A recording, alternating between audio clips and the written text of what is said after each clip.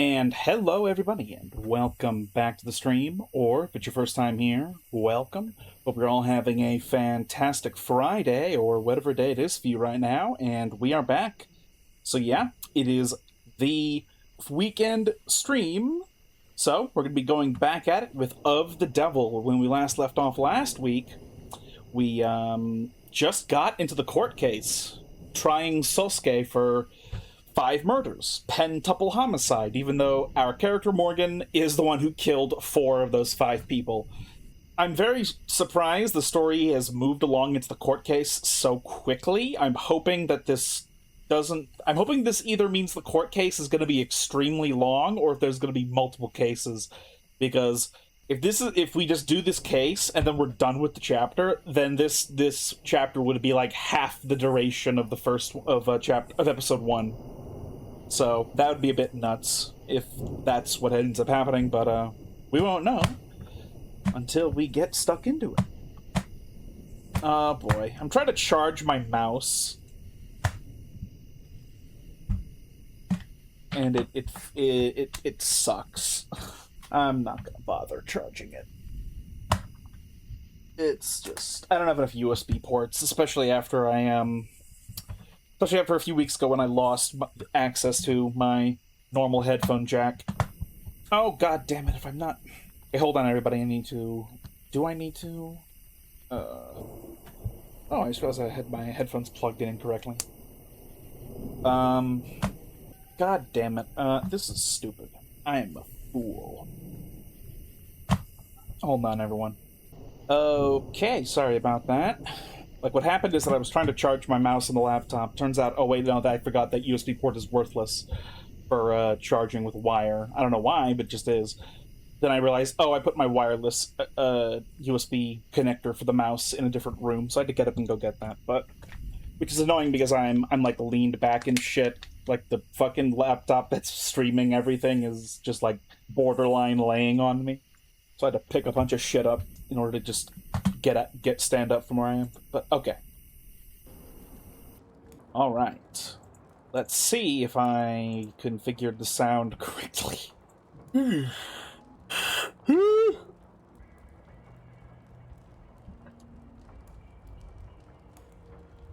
is a work of fiction.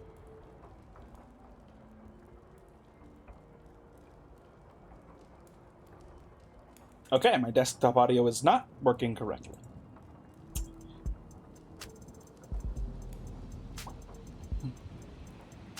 All right, now it's working correctly. All right,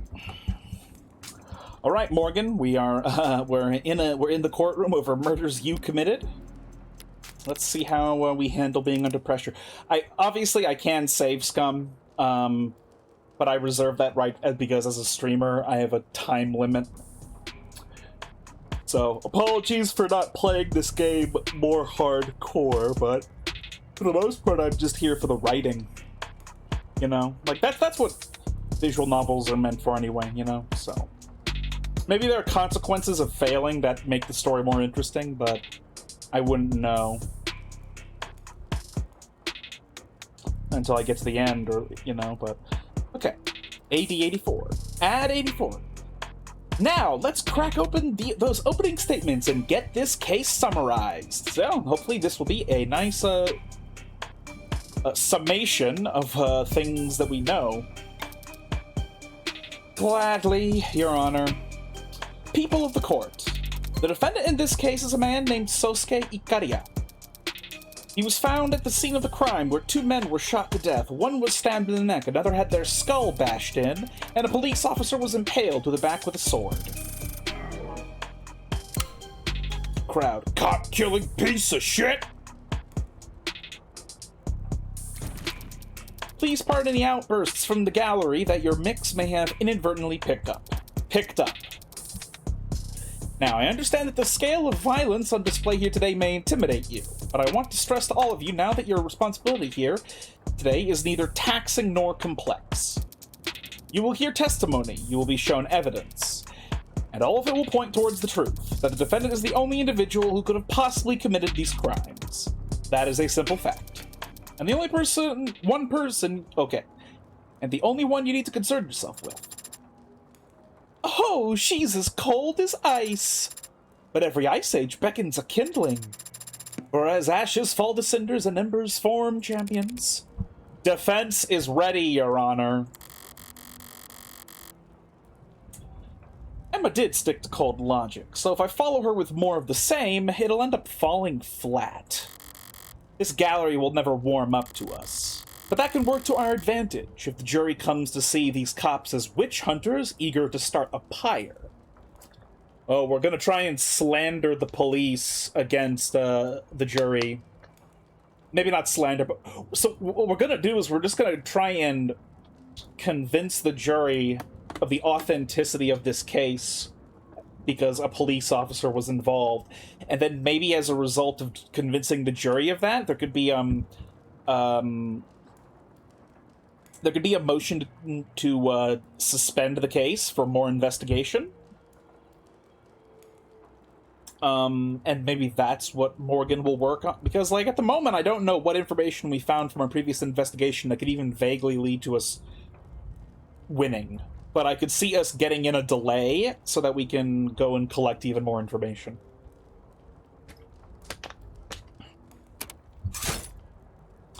Heads up, choose the most outlandish words you can. Go for broke. It's not like Masters never taught me anything. I know how to do the razzle-dazzle. My fellow citizens, you were brought here today because an act of violence took place that could only be described as unspeakable. I should know. I was there. I saw the blood on the ground, the bullet holes in the walls, felt the malevolence that radiated in the air. And I also saw where my client was held prisoner. And I knew exactly where he must have stood, because his sweat and blood had stained the tile. My client, a decorated veteran, the man you see standing next to me here, not even fully healed from his torture, was taken into police custody with lacerations, bruises, internal bleeding, broken bones. And while he was in police custody, he somehow sustained a black eye, a busted lip, a broken nose, and a boxed ear. Yeah, that's what...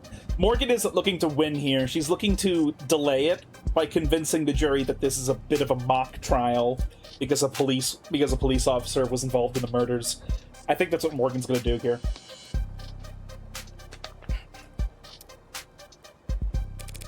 A puzzle which I'm sure any one of these officers in the gallery today would be happy to testify about. I'm gonna let her say that? Yes. You want me to object during an opening statement? Much is resting on the outcome of this trial. 5 men lie dead in the morgue, one of them a police officer, Tariq. Don't speak his name, you mob lawyer bitch! Hang him up! Hang her too! This is...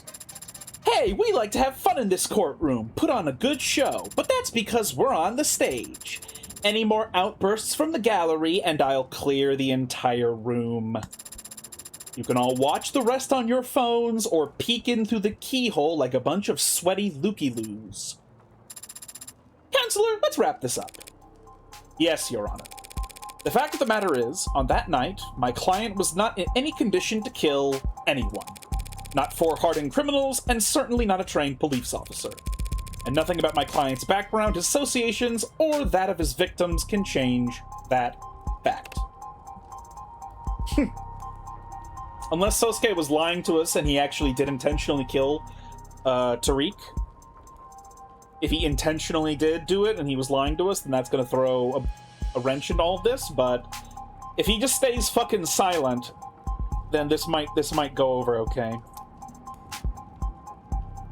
Like, the thing about the first chapter is that we were basically... It was just me and Sarah. It was just Morgan basically defending herself, which is a lot easier to do than probably defending another person, because adding a third person to this equation, you know, in this case, a client, adding that to the equation really, really, you know, has the potential for chaos and unrest. because that's just the way it is. The more humans you add to any scenario, the more likelihood that you'll get new opinions that lead to chaos, and, you know, so if Sosuke has any lies or outbursts that he's going to confess to during this trial, that could really fuck things up. So hopefully he just shuts his fucking mouth. So as you listen to all the evidence in this trial, with fairness and impartiality, as I know you will strive to, I only ask that you focus on the reality of this horrible crime and not the fiction the people will try to weave for you. Thank you. Because it's the people versus the defendant, yeah. Oh, you know what that means? This can't be in the United Kingdom. This has to be, like... This has to be West Coast of the United States, right? Yeah, because if this is West Coast of the United States, that would explain the presence of the Blue Bloods and the presence of the Ikarias. Because the West Coast of the United States has a lot of Asian immigrants. Because, you know, that's one of the first areas they come to when they're migrating, when they migrate east from their country over the Pacific. So yeah, I guess this game and the reason I say this is because it's the people versus the defendant, not the crown versus the defendant. In the United Kingdom, that's what they do. The way they prosecute you is the crown versus, you know, the defendant when prosecuting federal crimes in the United Kingdom. But Morgan didn't say that. She said the people. So this unmistakably cannot be like the United Kingdom in 60 years in the future. This has to be like the West Coast of the United States.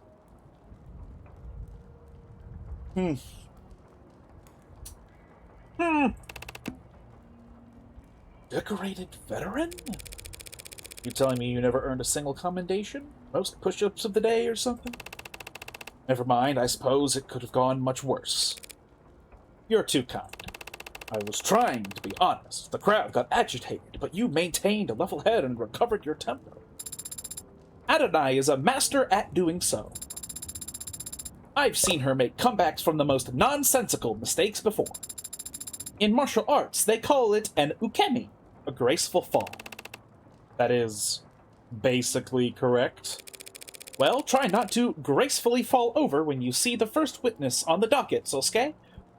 Oh, wait, that was Morgan saying that. Well, try not to gracefully fall over when you see the first witness on the docket, Sosuke. We have a witness? Wait a minute, how do we have a witness? What do you mean by that?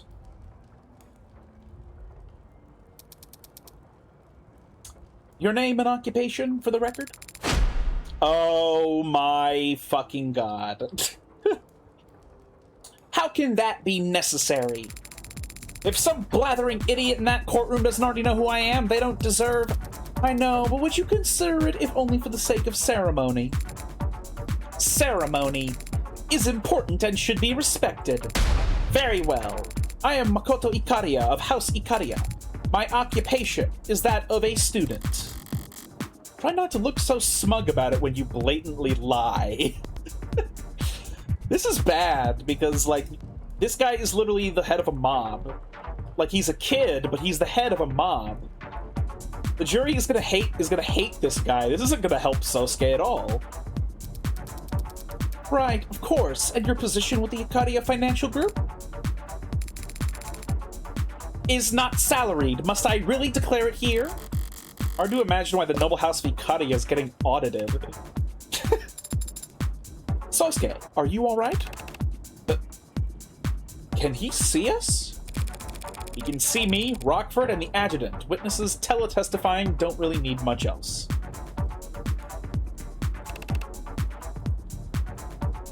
So he's safe. Yes, Sosuke, he's safe, like he was yesterday. Probably sitting right where I left him, or standing on a box. I think the hologram's given him a boost so he can see over the stand. That's good. The boost to his height? That he's safe at home. I'm sorry that he can't see you, Sosuke. Don't be. For how horribly I failed him, I'd like you to speak a bit about the events of August 13th. About the last time you saw the defendant, Sosuke Ikaria. I'm here today, not physically, but here nonetheless, as a courtesy. That does not mean I will flap my gums like some sort of flapping gum puppet. Permission to treat the witness as hostile incoming. Emma Rockford raking a spoiled brat over the coals. This'll almost be worth the price of admission alone. I understand it was a traumatic experience, I'm sure. Anyone of normal upbringing would barely be able to recall a single detail, let alone the day's full events. Normal upbringing? I should probably dismiss you so that you can get back to your summer studies. Summer studies? Like some common waif? Waif? That's quite the vocab pull. I didn't know they taught that at State Basic. Basic? Was I mistaken? Listen well, Madam Rockford, as I demonstrate to you exactly how misguided you are about my powers of retention. Please do. Played like a damn fiddle. Why wasn't she mentioned during any of our trial preparations? I'm not gonna lie, it's very convenient that we get Rockford again on one of our cases. Then again, there's an actually, it's not indeterminate. I would have to go and look at the date stamp for episode 1, and then I have to compare that to the date stamp for this case. There could be like perhaps months in between, so maybe it's not actually that absurd. And Morgan has to pay rent, so like it's probably not at all absurd for us to assume that there's been like a slight time skip. Like, not even like a week, but like a month, but like month or months even? Probably not years. That's probably... I don't think they... Oh, I know, yes, they do. They do label the year. 2086. I don't think a year's passed. It was August. Oh, whatever. I'm getting hung up on timetables that I could figure out if I just looked at it off stream.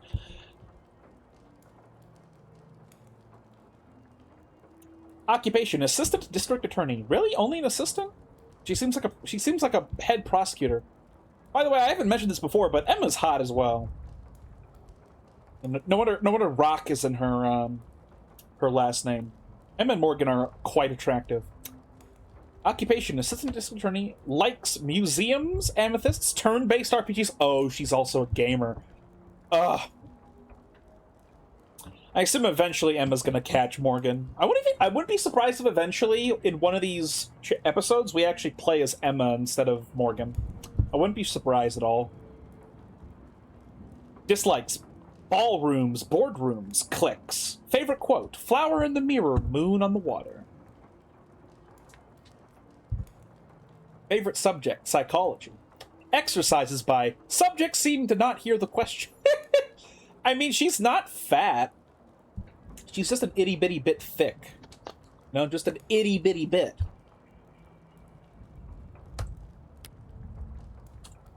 Am I muted? No, I am not. Uh-oh. Okay. Oh, and then her profile went all the way down there. Okay.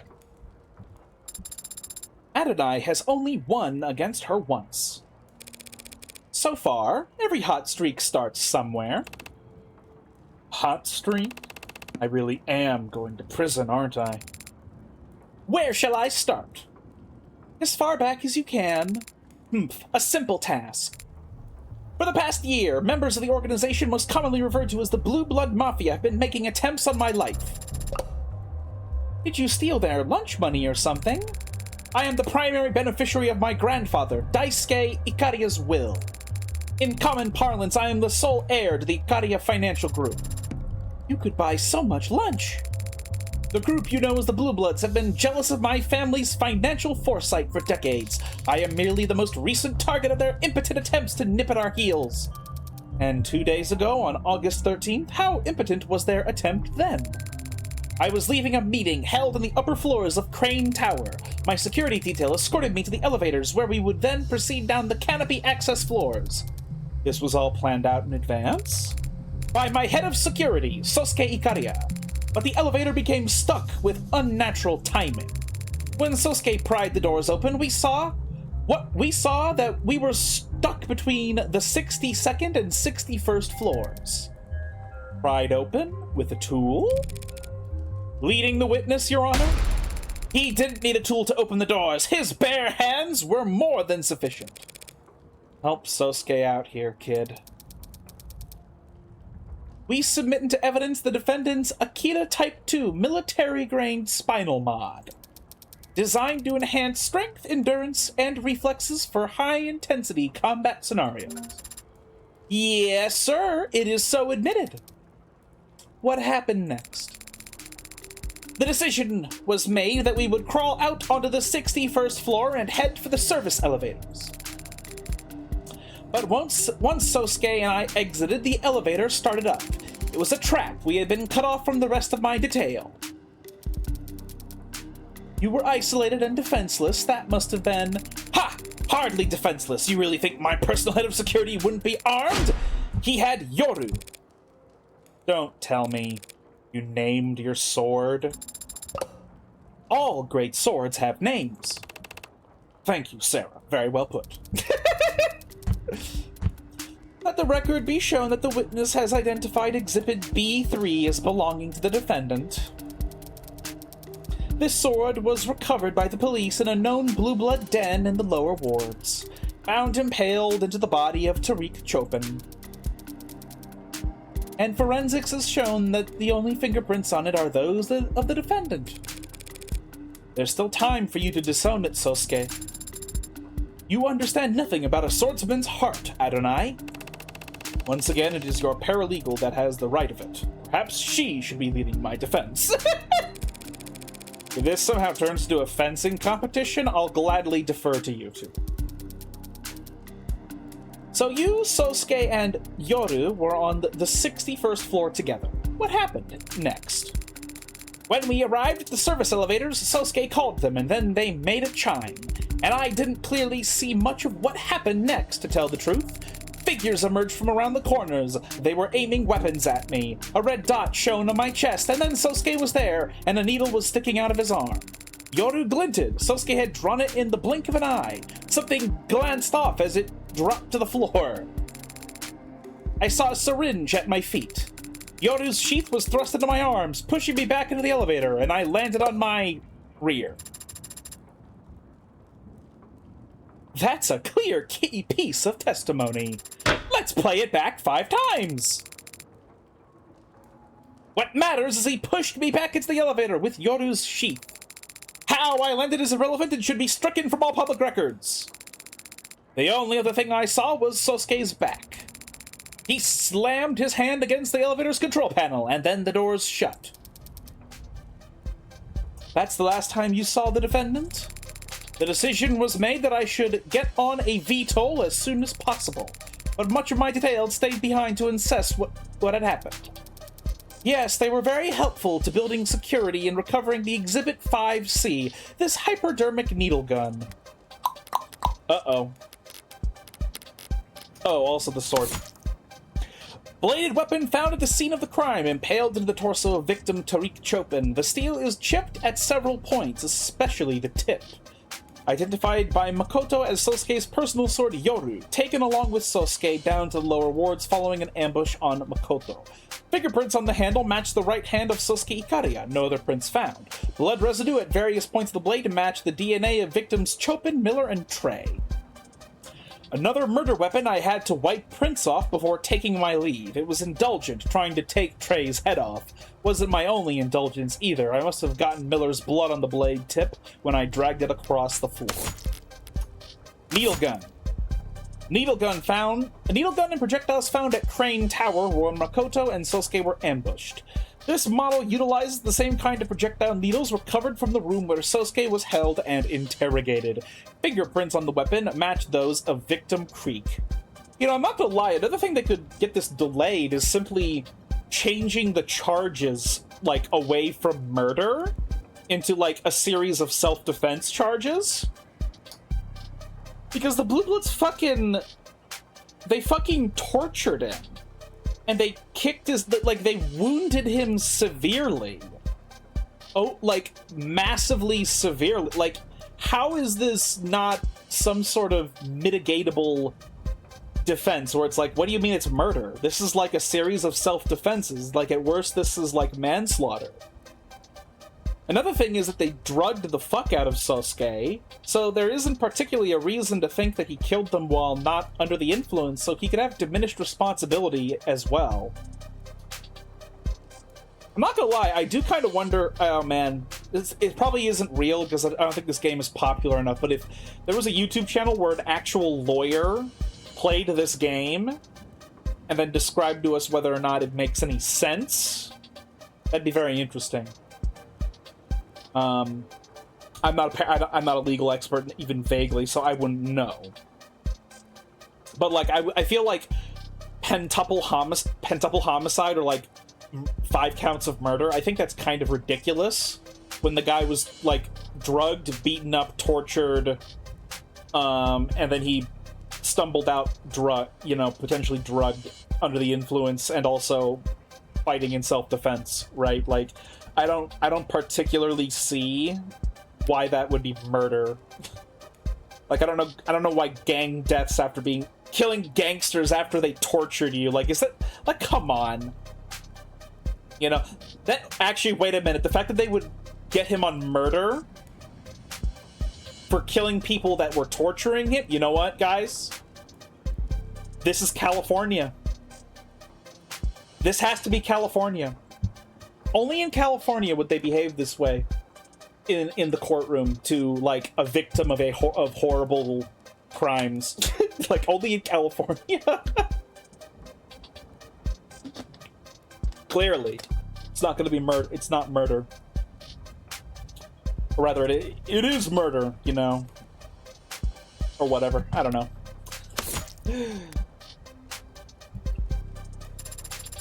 What kind of bonehead would leave evidence like that behind?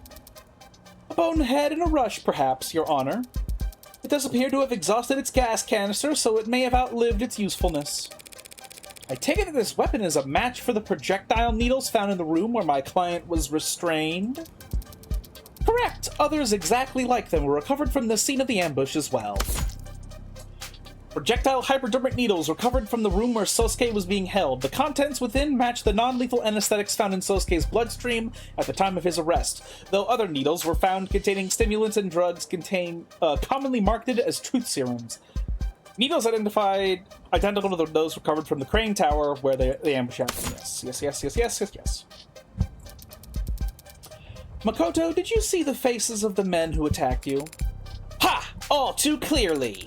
I can tell you every detail of their roughshod countenances. Ah, that sounds like a good bit of testimony. Hit it! Needles. Yoru. A pineapple head-like man and raincoat-clad hooligan came at us first. Pineapple head-like man. They aimed at me, but Sosuke got between us and blocked every shot. Yeah, with his sword. He blocked it with his sword. With Yoru, he could have closed the distance, but then a dark-eyed scoundrel approached from the right. Is that what he said? Is that the same as earlier? And a man with a ridiculous pompadour took advantage of that distraction. Okay. I'll never forget the faces of those cowards. They tried to kill me.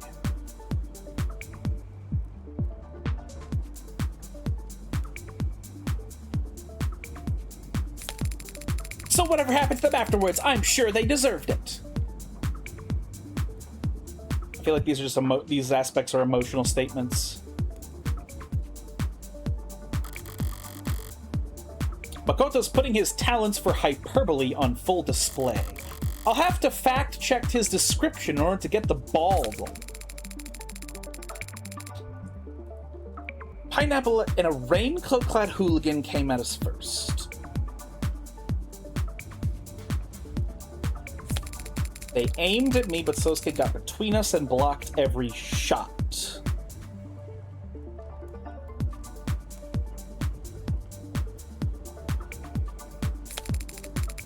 Yoru, he could have closed the distance. I'm gonna call you here.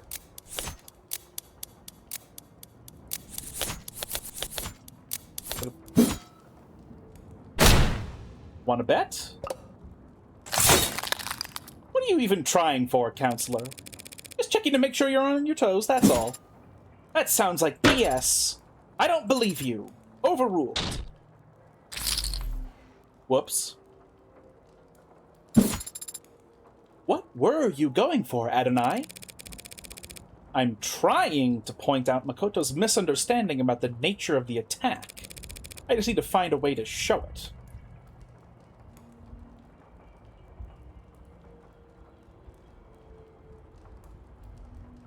So the evidence we have is the sword and Yoru. Or the sword and the hypodermics. Needles. Yoru.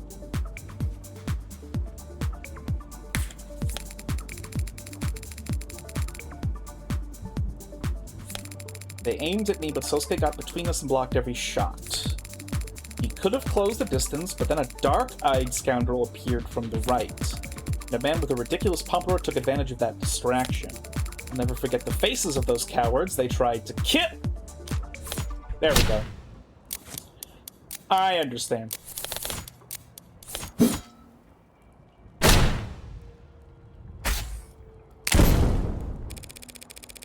They couldn't have been trying to kill the witness, not with non-lethal projectiles.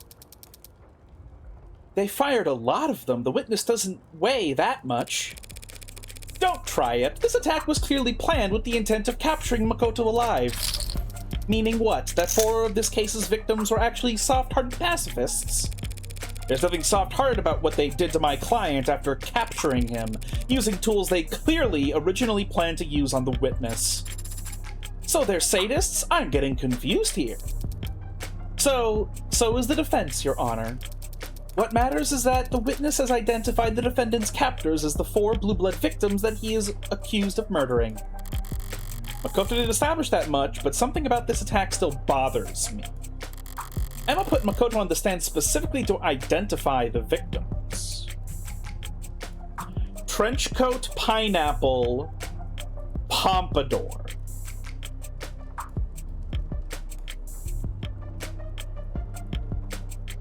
Did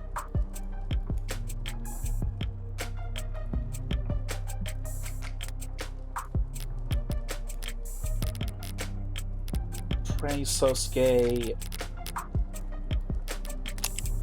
This was Trey. He's the one in the jacket.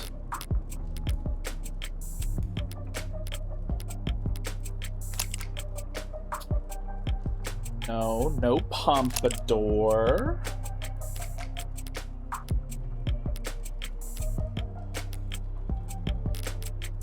Oh, Creek, right. Is that a pompadour?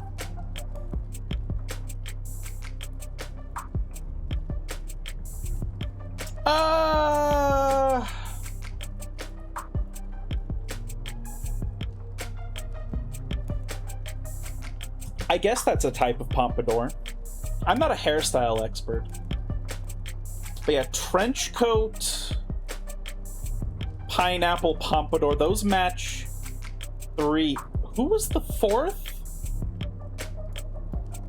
Miller could have been Miller could have been the one in the trench coat. That means, wait, who was Trey then in this story? Is it possible that the men who attacked them weren't Creek's pod?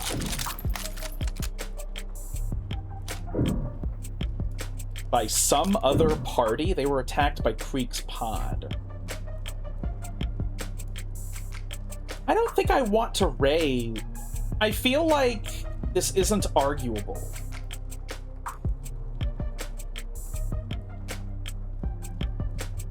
Wait, hold on. Does Tanks just...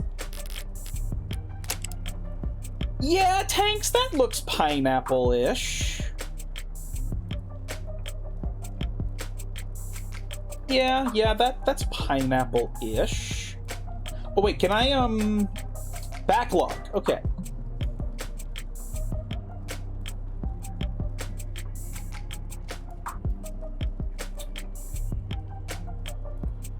They aimed at me, but Sosuke got between us and blocked it. He could have... Ridiculous pompadour. They tried to kill... He's only named 3 people. Oh, we can raise. He's only named 3 people.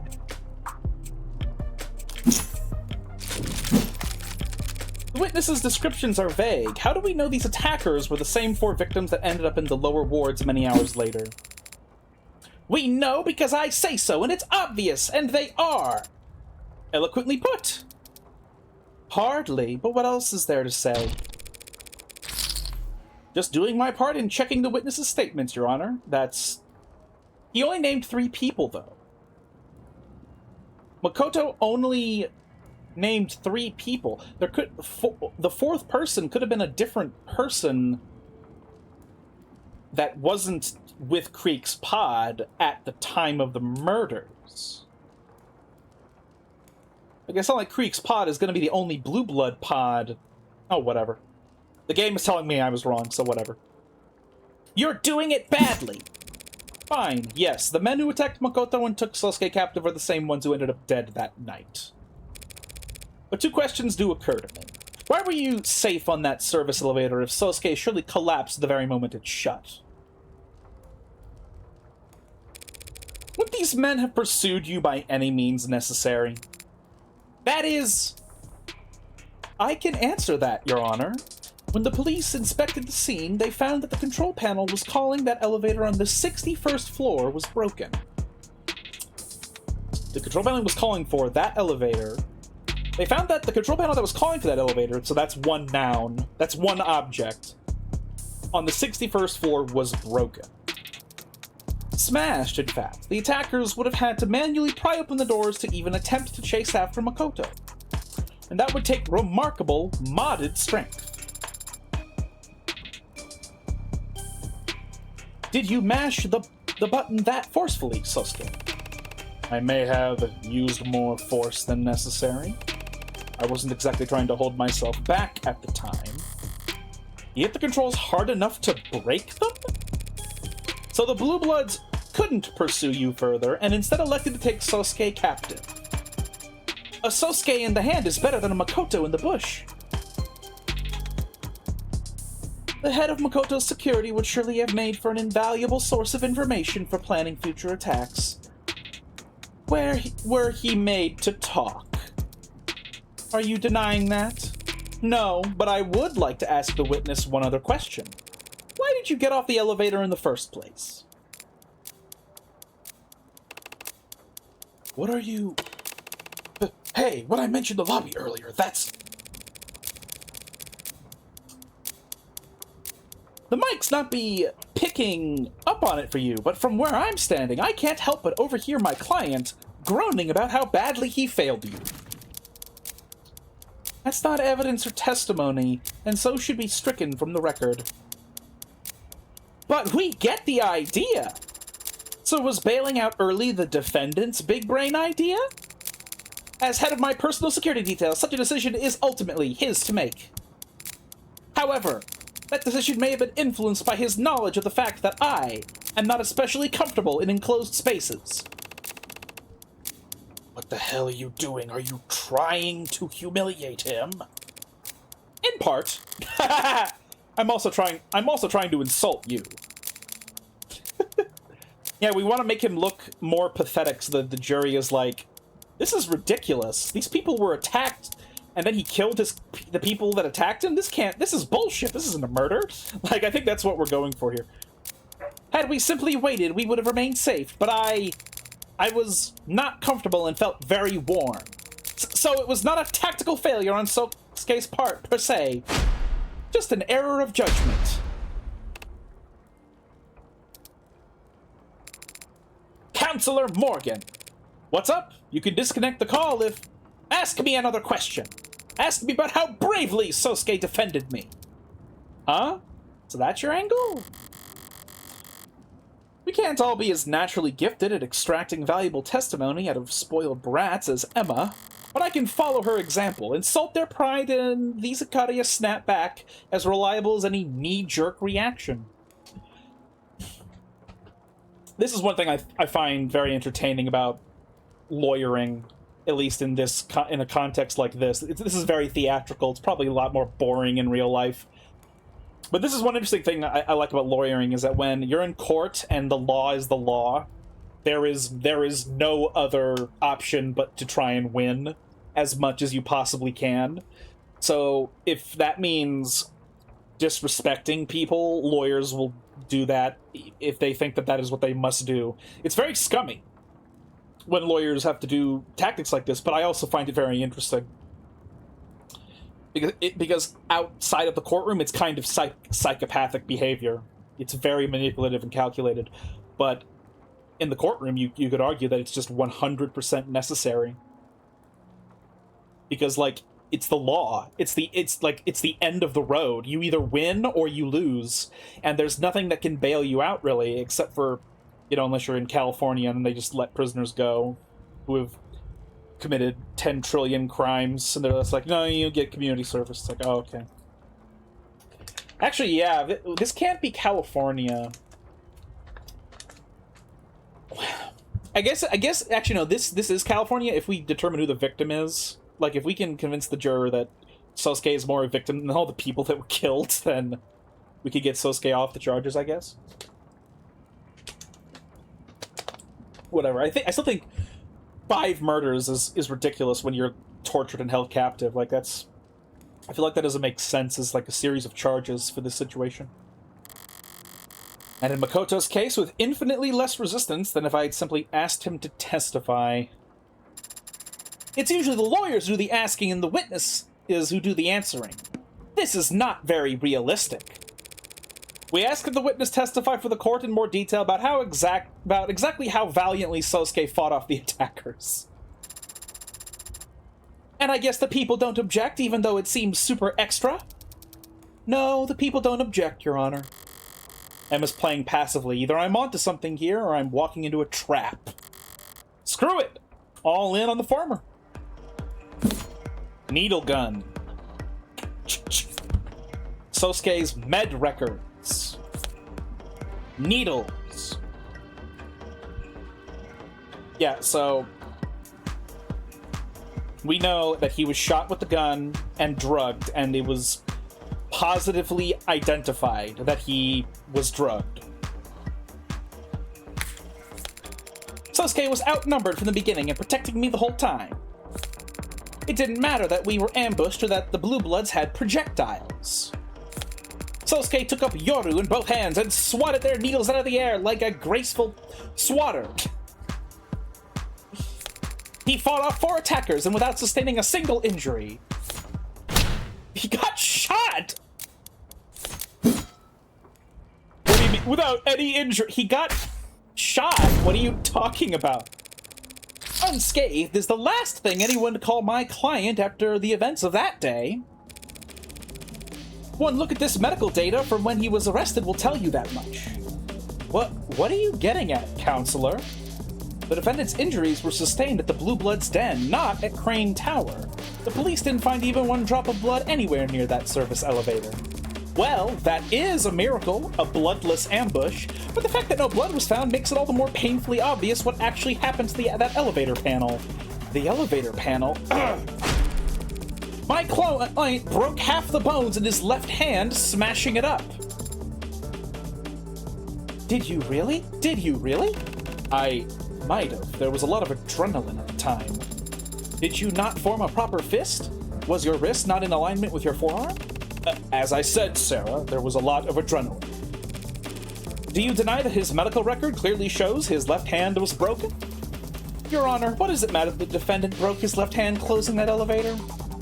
It changes nothing about the witness's testimony. Nope. Raising. Of course it does! How so? Try to think before you speak, counselor. This adjutant has enough trouble staying focused as is.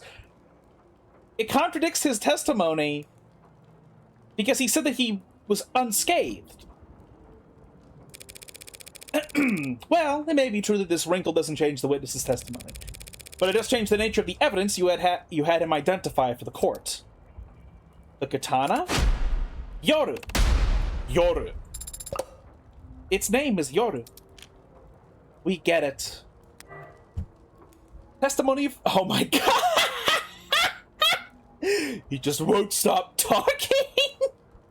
Testimony from Makoto Ikaria about how he and Sosuke were ambushed at Crane Tower. He identified Creek's pod as the four men who attacked him and said that Sosuke defended him by wielding the katana Yoru with both hands. Makoto claims that Sosuke pushed him into the elevator with Yoru's sheath before violently mashing the left panel with his left hand to close the elevator doors. Did you have a point to make, Counselor? There's something odd about the katana that's been entered into evidence. Something that makes no sense given what we've learned about the outcome of this ambush.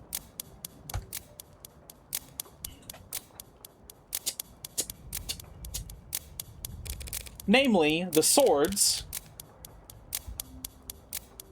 chipping.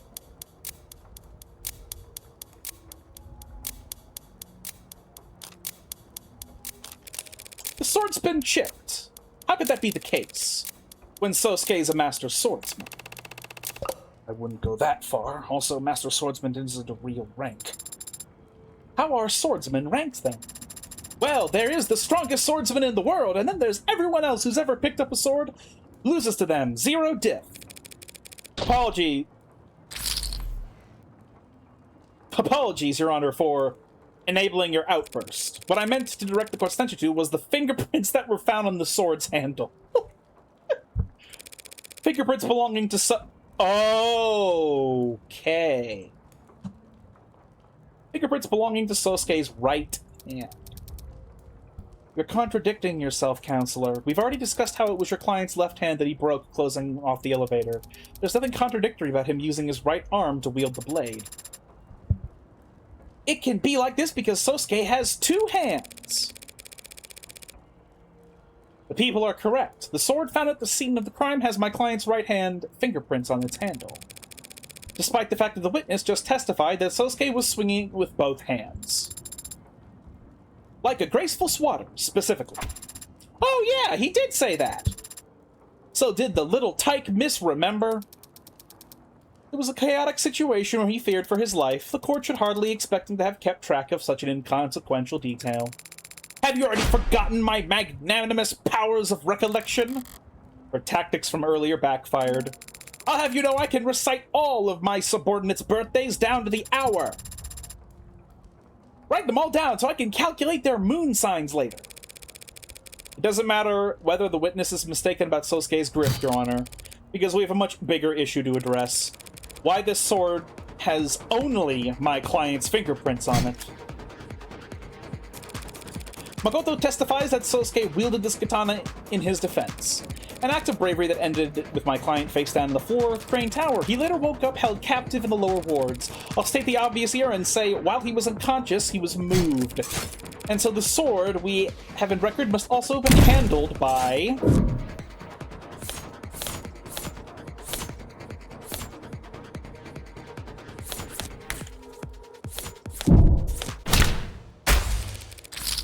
our poor victim, Creek, of course. What do you mean?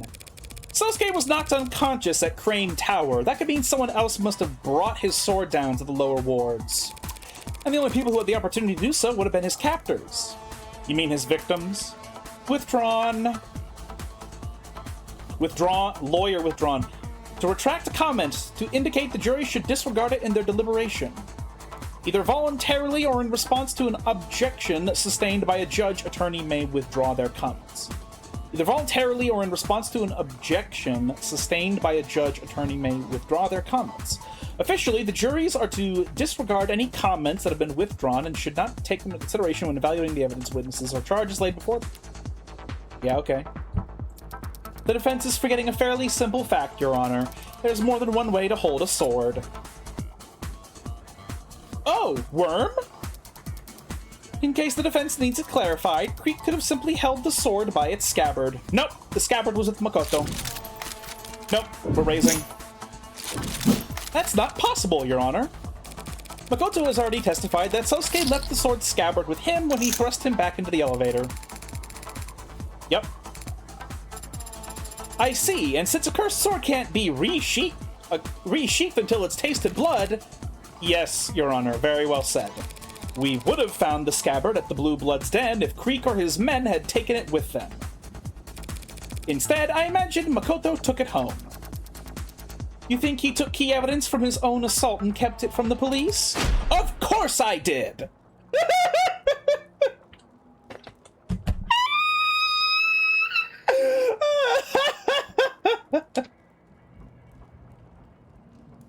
That is great.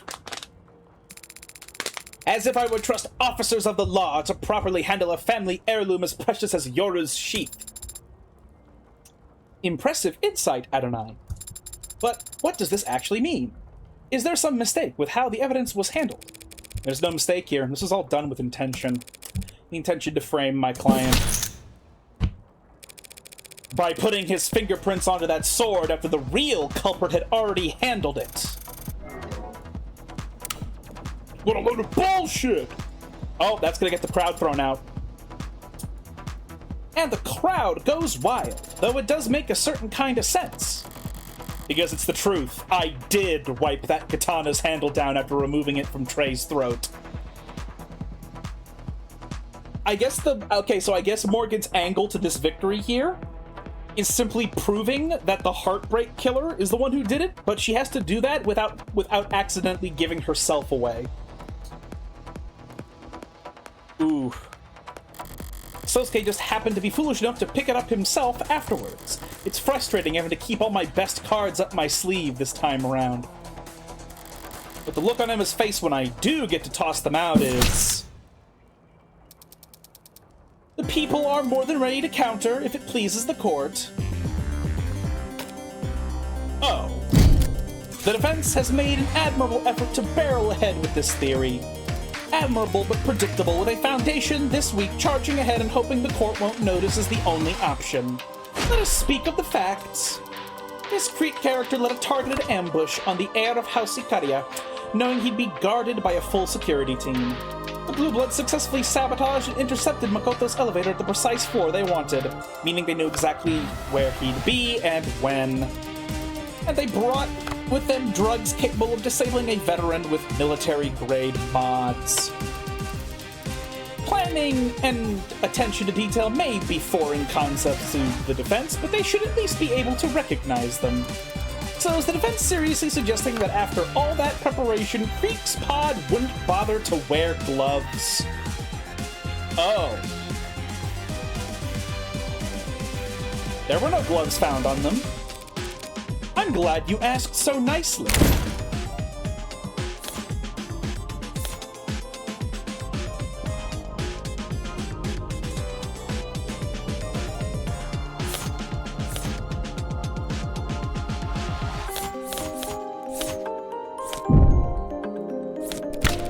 We don't need to speculate about whether they wore gloves or not. Not when we have Creek's fingerprints on a weapon recovered from the crime scene. That is... a pretty good point, actually. Yes, these guys were sloppier than we thought. Humph, those blackguards were barefaced when they attacked us. Idiots! As if there wouldn't be repercussions for their actions. The least they could have done was disguise themselves. Strike that from the record, Your Honor. Along with any further comments that suggest the Ikaria would want revenge against these victims. I was only speaking a plain truth. Creek was their leader, correct? If even Creek wasn't wearing gloves, it's hard to imagine that none of them got their prints onto Yoru. Unless the sword was, indeed, wiped down at some point afterwards. Like right around the time the true culprit was looking for Sosuke to take the fall. It's a spicy theory. It's just that, Your Honor, a theory. A far-fetched, unstable theory that stacks presumptions upon each other. Oh, presuppositions upon one another. Like a flapjack chef substituting quantity for quality. What? What a fucking awful analogy. I'll rephrase. This inconsistency is easily answered without jumping through the defense's absurdly arranged hoops. That's a little better. We already know that the Blue Bloods had successfully taken down the Ikaria's head of security. And we already know that they went out of their way to take the defendant captive despite him not being their original target. Furthermore, as the defense has belabored, we know that they declared to take a useless piece of steel with them from the scene of the crime. useless. If we ask why, the answer is obvious, because orcas are superstitious and immature. They wanted a trophy, and what is there to do with a trophy other than polish it? That's stupid. The cloth from Creek's desk. I knew she flagged it in the arcs for some reason, but she'd thought this many steps ahead? The defense is correct. The sword was wiped down before Sosuke took it up as his murder weapon. By the very same victims he'd go on to claim with it. That is a completely logical explanation. Damn it! Really? I have nothing I can say? I mean, we haven't examined the cloth in evidence. Emma is the one who introduced it right now. So we can't really we don't know anything about this cloth evidence. So I guess we can't contradict it. How do we respond to that, Adonai? We check. We don't. I can't. It makes perfect sense. So, does that mean she's described what actually happened? Not at all. I wiped off the sword myself because my prints were on it. Same as I wiped my prints off every other right. If I can't find fault with Emma's conclusion, I need to find fault with the logic that led her there. I see. And how do you do that? By adjusting my aim. As the people say, Your Honor, no one's fingerprints but my clients are on the murder weapon. No one's fingerprints but my clients are on the murder weapon. That only makes sense if he's guilty or being framed. And there's no evidence to suggest that he's been framed because his captors had valid reasons for wiping off the sword. That's true, they did have good reasons to wipe off the sword, but that's not the murder weapon I'm referring to.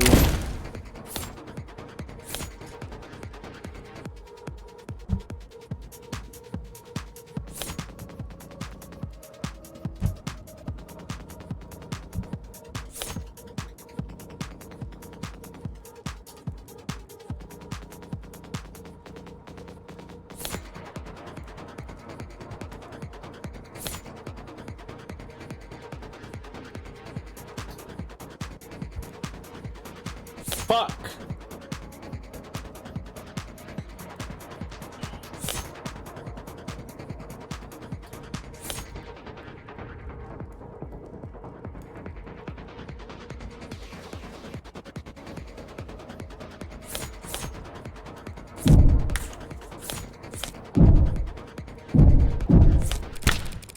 This gun is the murder weapon I'm referring to. What? The police are confident that this Mag US is the gun that was used to kill Tanks and Creek. And your client was arrested with it on his person, and it has your client's prints on it. But it was owned by Tanks. Oh, this is because of the way the guns work in this universe! They're partially biometrically locked in this universe. Like, the gun control is so insane in this game's universe that, like, almost every commercial gun that you can get has some sort of lock on it, and it has like a limited number of rounds it can fire before it just becomes non-functional. They're like, a lot of the guns in this universe are like disposable. They're like partially disposable. Because that's how strong the gun control is in this universe. So if the gun belonged to Tanks, then Morgan right now could make the argument that Sosuke shouldn't have been capable of shooting the gun because he didn't own it, because the gun was probably biometrically locked to Tanks. Maybe. The record shows that Sosuke's are the only fingerprints on that doohickey, so that means this Tanks guy had never laid a finger on his own gun. It's entirely possible that Tanks simply liked to polish his gun too. Phrasing! So he was polishing it right up until the moment his captor grabbed it and used it against him? More phrasing. Was it before or after his internal bleeding that my client took the gun off Tanks without him even laying a finger on it first? Before or after being tortured that he got the gun with no struggle? They could have wrestled over the gun while it was out of reach. Tanks had no injuries besides the hole in his chest. How'd he get into a struggle and not get so much as a scratch? The likelihood of that scenario would seem to come down to the order of which each individual died, no? Yes, Your Honor. Then perhaps we ought to hear some more detailed testimony about that. Of course. The defense has no more questions for this witness, Your Honor. We don't object. Hold on, what are you saying? Okie dokie then, closing the connection. I said wait, is Sosuke... Makoto seemed to be in good spirits, wouldn't you say? Yeah, he was his usual irreproachable self. So how could you find something about that to be depressed over? I'm ashamed that he testified at all. His appearance here runs the risk of sullying the house's visage with my mistakes. Well, he couldn't exactly slip the subpoena by claiming he had homework to do. You, of all people, should understand that the house doesn't have to appear in court if it truly doesn't want to. A fine levied on your accounts is always preferable to a smudge staining your reputation. But he did testify. Yes, and no doubt went directly against one or more family elders to do so. He should not be incurring debts for my sake. So he put himself at a disadvantage for you. Do you think Makoto would want you to apologize? Or do you think he'd want you to thank them? He's young. He doesn't know what he wants yet.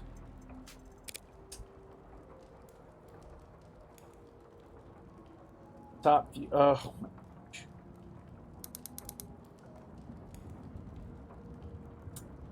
Oh, it's Sato. Oh god, it's another one of the really, really good girls. Sato is so fucking hot. Look at this woman. Look at this fucking... Look at this mortician. Holy shit. Have my children. Yumi Sato, medical examiner. Yumi. Sarah. Dr. Sato, we're very grateful for your work sorting through the large number of reports related to this case. Let's look up Sato. I like her. March 3rd. Height, 173 centimeters. Oh, she's a little bit tall. Blood type, oh my. There's so many people with O blood type in this universe. Maybe that's normal, I don't know. Occupation medical examiner. Likes brushed metal, grilled fish, cardamom. What? I don't know what that is. Dislikes frame interpolation, split ends, surveys. Splurges on live show tickets. Favorite color.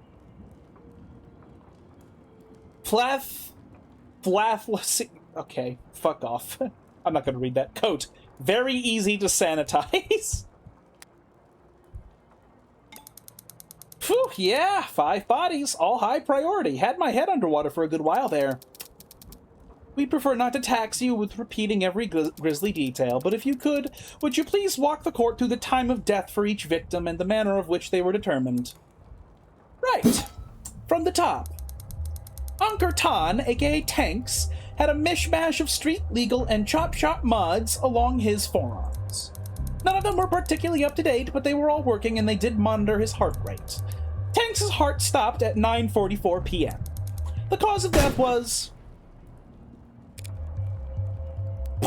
shot him in the fucking chest.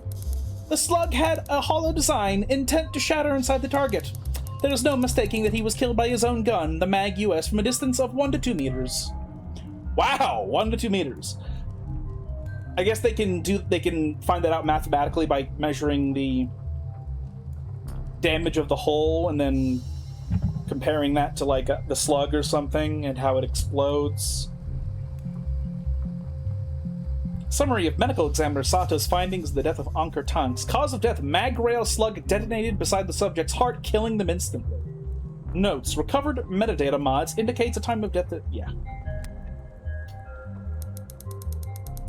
Next up is Sungmin Trench. He also had relatively low-end mods installed, and this show and they show his heart stopping at 9:45 p.m. He died from exsanguination, blood loss resulting from a laceration across his neck by a sharp metal blade.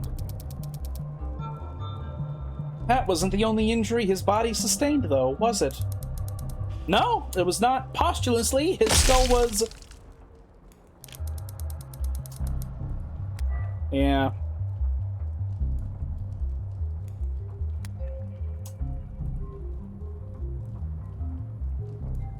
Heavens, Miller Smiles received a puncture wound straight through his jugular vein. Then the blade was withdrawn, exacerbating blood loss, and he was likely unconscious within seconds of falling to the ground.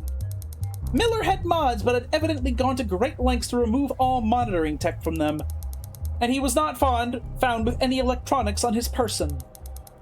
Using purely medical means, I narrowed his time of death down to a window of 10 minutes between 9:40 and 9:50 p.m. Even though I killed him third and he was the second to die. That brings us to Creek. Yes, like tanks, Lakers Creek Kristoff was shot once with a hollow slug from a distance of 1 to 2 meters. However, the slug penetrated just beneath their solar plexus and failed to completely shatter when it impacted a low-end spinal brace mod.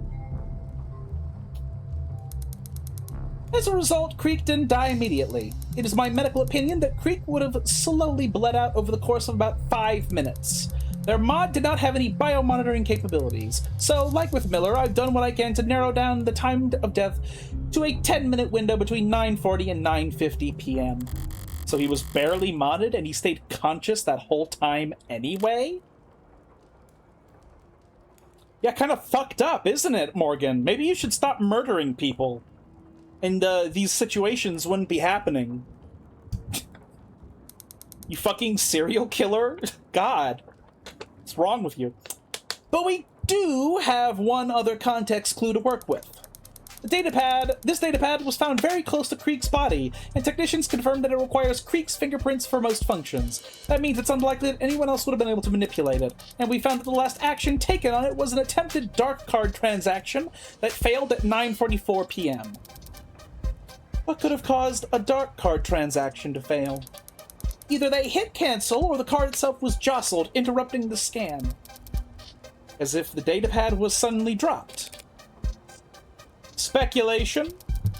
How much qualification does one need to understand that card readers can be finicky, Your Honor? True, enough said. Chip, swipe, pin, tap? Just let me buy the damn balloon animal, you clown! So taking that digital evidence into account? Creek must have been shot at the exact same time as Tanks. Thank you. There's one more body you examined for this case, yes? This is the body that Morgan is not familiar with. Officer Tariq Chopin. I didn't need to determine his time of death. As a patrol officer, he had a standard suite of police-issued biomonitors. So we know that Officer Chopin's heart stopped at 10:14:04 p.m.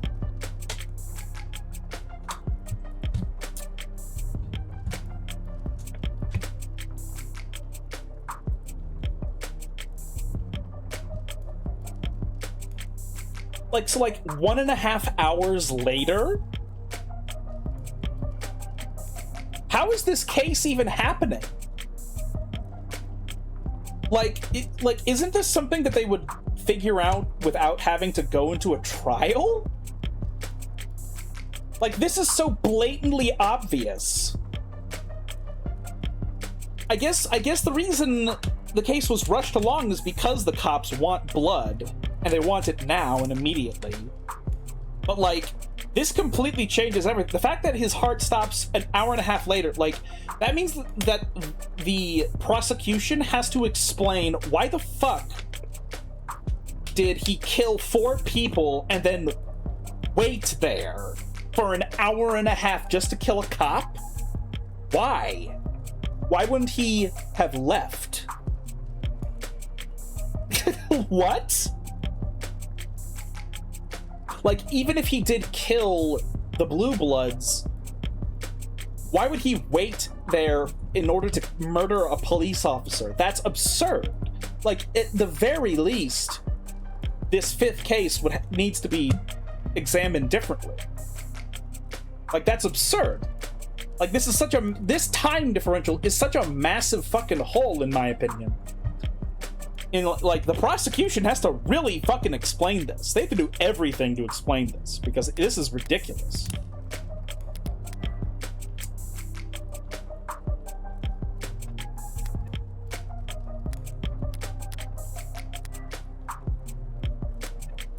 I was looking to see if there are any red notes, because Morgan puts down some red notes in her evidence a bit. Notes that are referring to, like, what she uniquely knows as the murderer.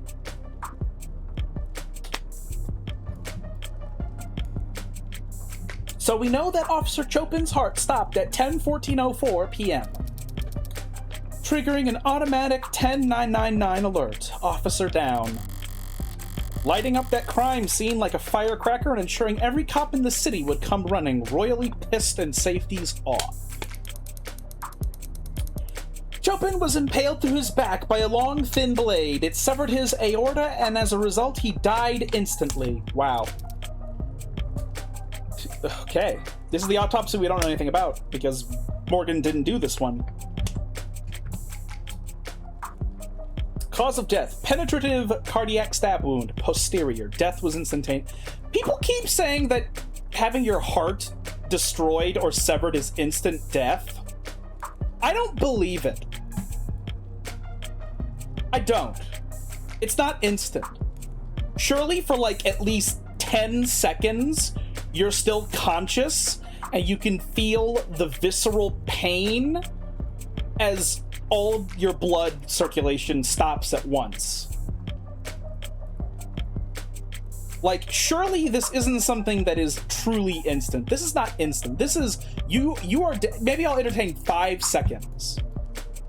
Surely you at least are alive for like 5 seconds, and then this shit happens.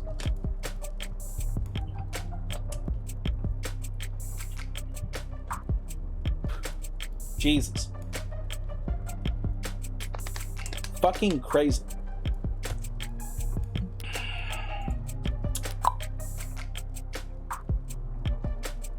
Notes. Insight. Standard issue for police death. Externally mounted biomonitor reported cardiac arrest cessation at 10:14:04. Subject was impaled from behind with a large bladed instrument approximately 2 to 3 centimeters thick. Wounds show unusual pattern of aggravation as the blade was jostled within the wound cavity post-mortem. No other injuries of note. What if there really was a third person between Morgan and Sosuke? What if Morgan murdered those 4 people? The officer came, and then a third person that is not Sosuke came and killed. Oh, then we would have seen prints, right? Yeah, we'd have prints on the sword that don't belong to Sosuke. I feel like this death though could be attributed to Sosuke being fucking drugged and not knowing what the hell was going on.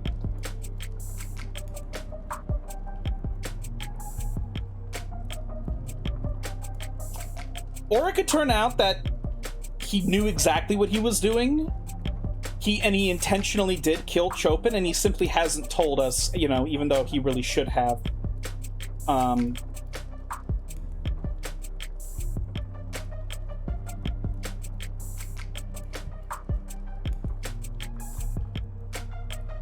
So, wow.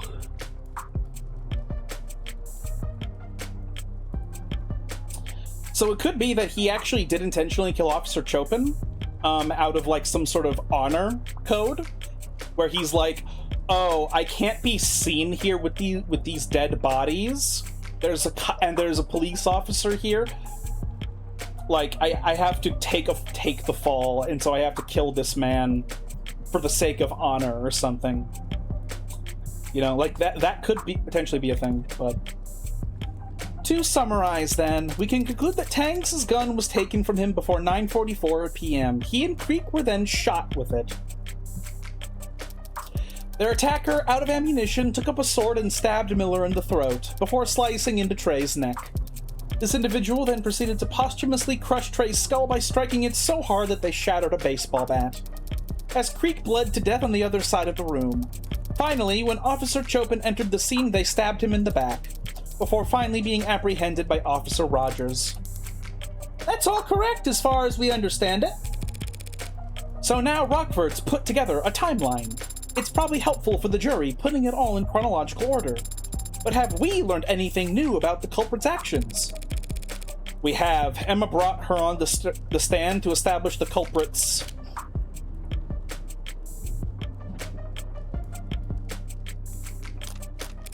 She wanted to establish the starting time of all the murders.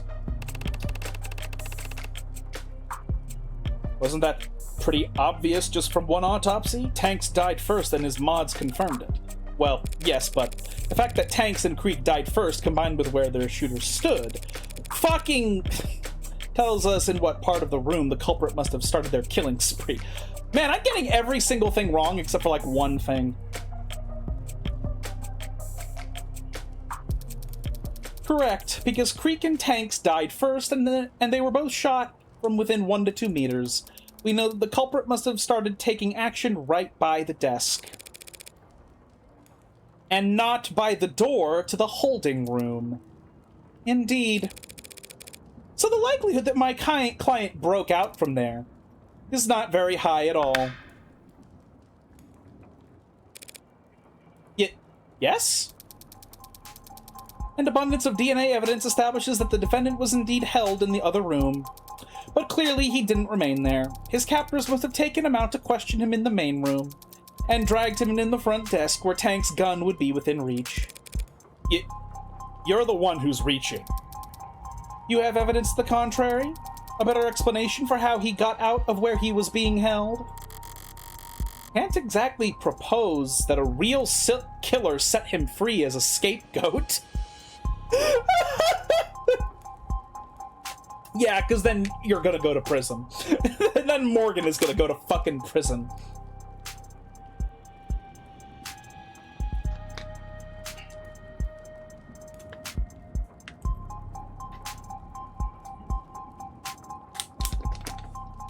Sorry, just drinking water. It's starting to get humid days here in Ohio.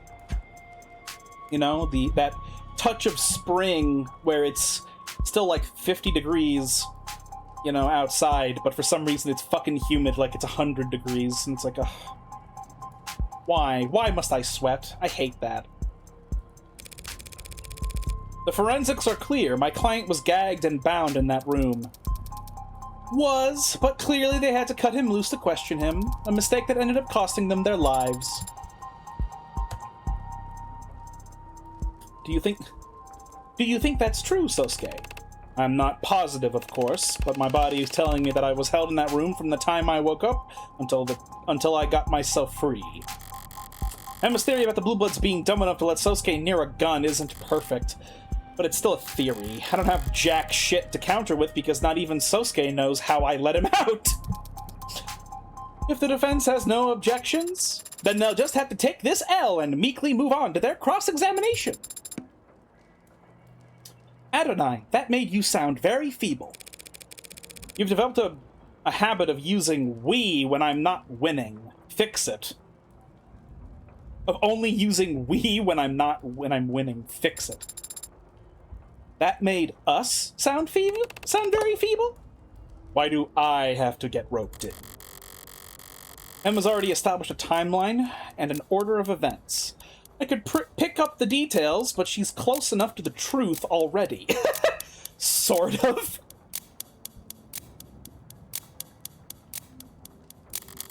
I know the truth, firsthand, about every death except Chopin. In his case, Emma and I are on even footing.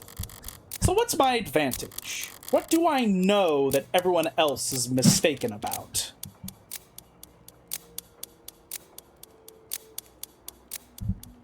The causes of death?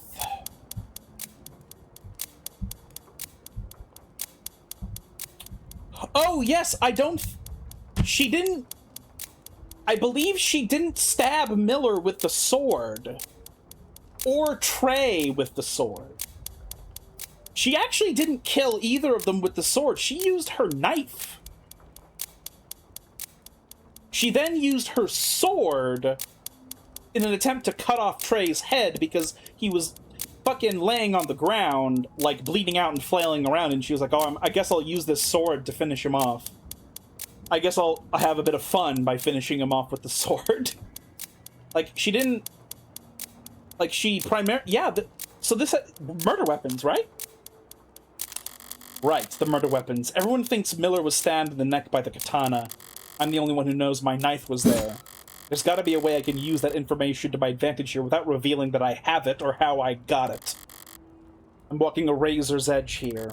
At least, it's thematically appropriate.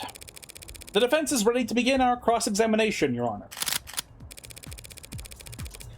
Dr. Sato, you were asked to examine all 5 bodies. Did you visit the crime scene? I did not. Have not. Photos and other ARCS data were provided to me to aid in my examination.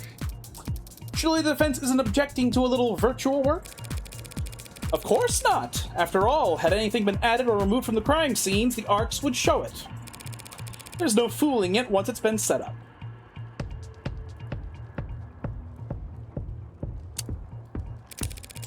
Victim Trey and Miller were both attacked with a blade. Exactly how fast did they die? Trey had his throat slashed, and blood found on his hands suggested that he had to reach up to his neck in response. But he would have quickly succumbed back and collapsed onto the floor dead. Miller wouldn't have lost much blood at the moment his neck was punctured. For that kind of wound, the weapon acts as a stopper. But once that stopper was removed, he would have lost consciousness in mere seconds. And while the blade was still in his neck, if it was there for more than a second, he too would have reflexively reached up, presumably to try and grab the blade.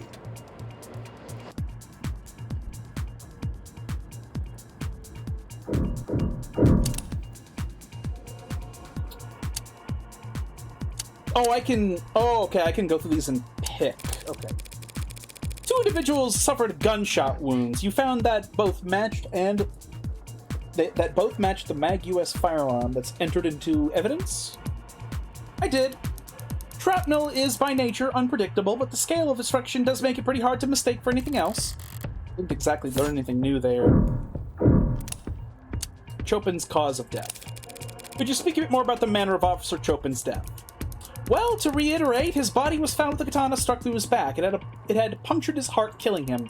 There was massive blood loss at the scene, at least in part because the wound in question was agitated, I suppose I'd say. I'm gonna press her a little bit. What do you mean by agitated? Honestly, I thought after impalement the blade was moved around inside the wound, as if it had become stuck by someone, and someone was struggling to remove it. London mentioned that Sato found this wound odd, but to hear her specifically say the blade had become stuck, that's interesting.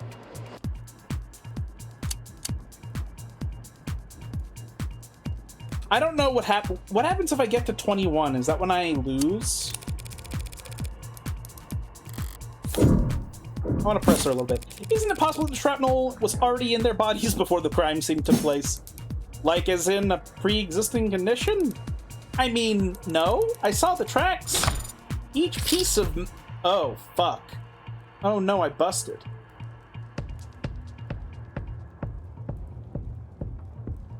I saw the tracks, each piece of metal left as it tore its way through. So I'm stupid, and I thought that pressing here would not lead to, like, a loss of some sort. So, oh well. Ah, very good, very good. Your Honor, might you ask the defense to not ask questions that are both gory and completely irrelevant? I'll add it to the list. Great, she has a list. Victim.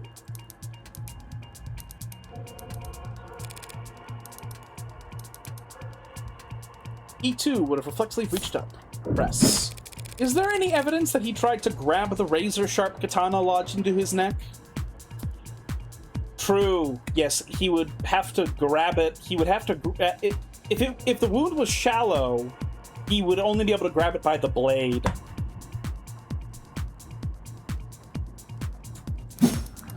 He had his own blood on his right hand, but there were no cuts on it. Because he grabbed the knife's handle, not a sword's edge. So it stands to reason that the blade was withdrawn very quickly. By the time his hands reached up to his neck, it must have been gone. One of many small inconsistencies with this katana theory I can shine a light on. Will that be enough?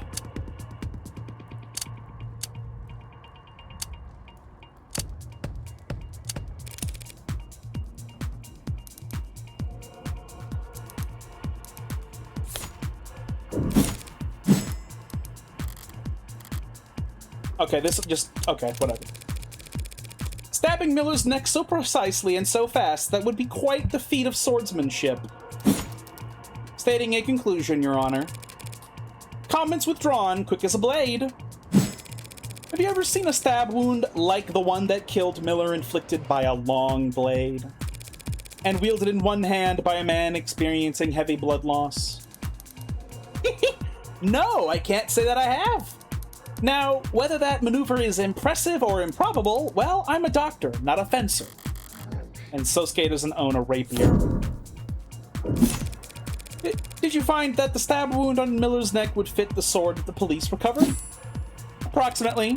That doesn't sound conclusive. The entry wound is slightly smaller than I would expect for such a precise stab. The sword hand must have barely trembled, but it's within tolerable ranges. Furthermore, DNA on the tip of the sword is a match for Miller.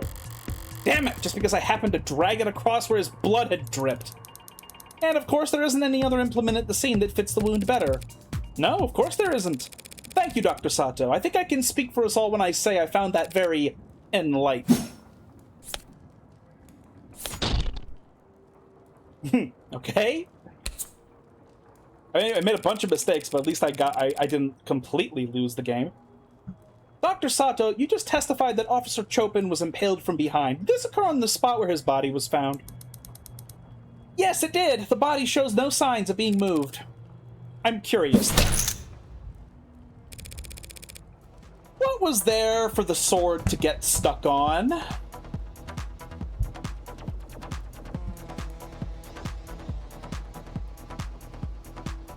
Wait, what? What was there for the sword to get stuck on?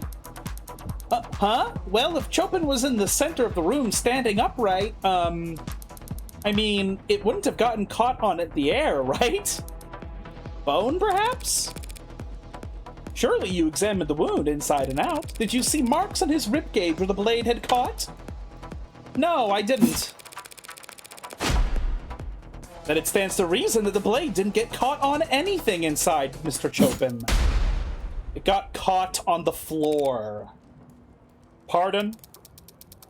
You need to take greater advantage of the arcs, Counselor Morgan. Learn to flip things on their head. Entire rooms, if need be. If you had, you'd see that there's a clear indentation in the floor that lines up perfectly with Mr. Chopin's wound. How did you think the tip of the sword got chipped? You're saying the sword got stuck in the floor. That's what the facts are saying. Do you disagree?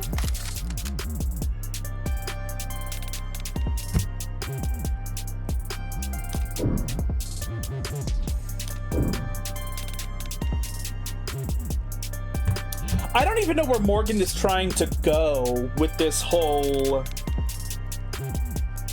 It didn't get stuck in him. I guess she's trying to implicate any other instrument as being the murder weapon in order to support the idea that there was another person who came in and killed them, but she has to do it without indicating herself as the person who did it. But in order to do that, she also has to find a way to explain Chopin's death via a knife rather than by sword. I don't know if that makes sense, though, because we clearly don't have the same information that Emma has.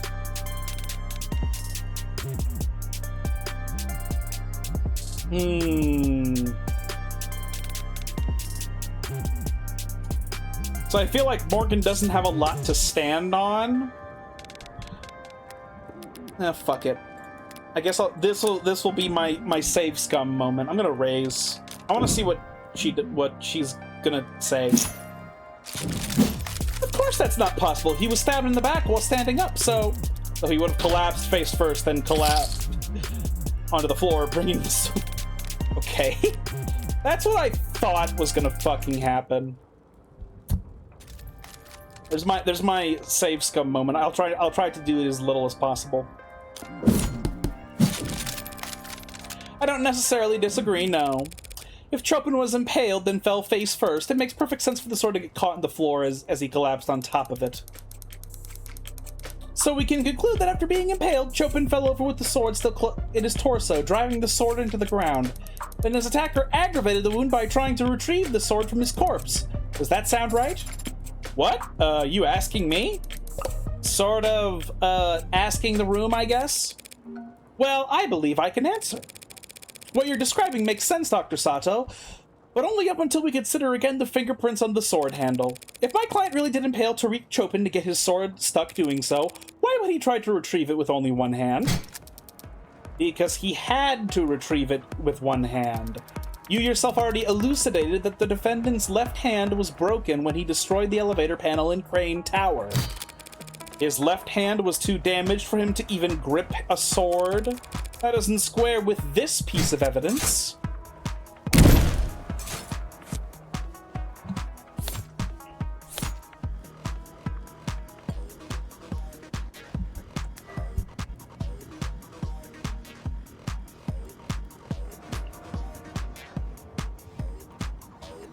His left hand. Oh!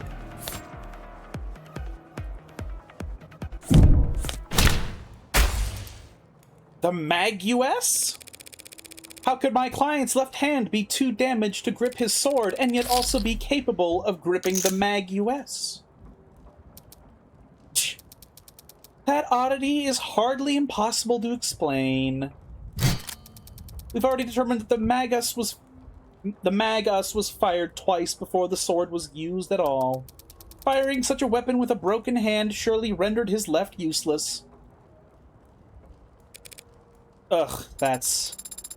It is difficult to wield a sword with a damaged hand, isn't it, Sosuke? Historically, even the loss of a pinky on your non-dominant hand was considered enough to render you relatively defenseless. Is that why Yakuza would offer to cut off fingers as recompense for offenses? That's right, Sarah. In fact, cut the chatter and save the history lesson. He had to pull the sword loose with one hand because his left was useless? Looking at all the forensics pulled from the katana, that's... Your Honor, the people claimed that my client had to use one hand to retrieve this sword because his other hand was disabled. But does the evidence actually suggest that? What do you mean? Forensics performed on the katana found my client's right hand fingerprints on the katana. But what grip are the prints a match for? Let me just give it a quick thing here as I meticulously analyze the position of each finger. A normal grip. The grip is normal. Do you mean to say that the thumb is facing towards the blade, Your Honor? Well, yeah, but isn't it easier just to say he held it like normal? If my client only held the sword with his right hand normally, Your Honor, that would mean he held the handle like that. That would mean he held the handle like that even as he tried to jostle the blade free from the floor it was impaled in.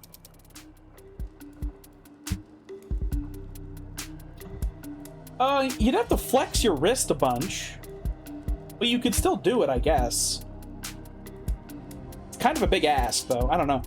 Which is far from impossible, but if, Your Honor, the court has questions about exactly how the defendant was positioned when he was found standing above the Officer Chopin's corpse, I believe the people's next witness will be able to answer all of them.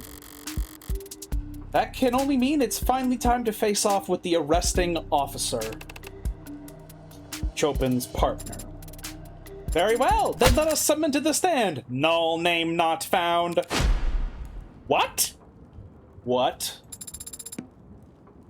Is that a family or given name? What? Yeah, got one big ol' error right here, and it's a classic.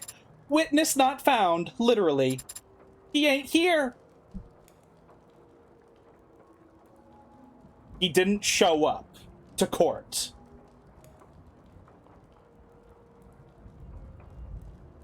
This is a mistrial. Okay. Okay, then. This is a mistrial. Okay. I was fucking wondering why we were doing a trial so early in the chapter. Now I see why. What? He's had hours to get here. What the hell could he possibly be? Her star witness is a no-show? Is this good news or bad news? Like hitting the jackpot on the world's sketchiest slot machine. Feels good, but you get the feeling that the staff is gonna make you pay for it. That idiotic. Pay for it when? Fine, I'll finish it myself. Right about now. Perhaps it's best then. Perhaps for the best then, Your Honor. We can save the court the trouble by wrapping up things here and now. The facts are simple, and the defense has failed to refute them. Thus the people call for summary judgment. Already? The defendant is the only one with his prints on the gun. He is the only one with his prints on the katana.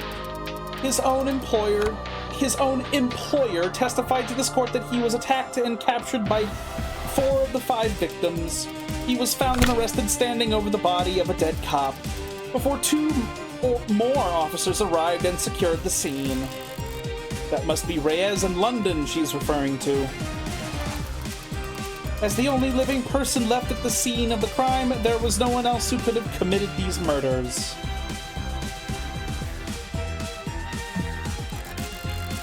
She's on a tear, and I'd be lying if I said it wasn't entertaining, but it's only because she's on tilt. She was thrown off by her witness flaking, and it's caused her to overstep.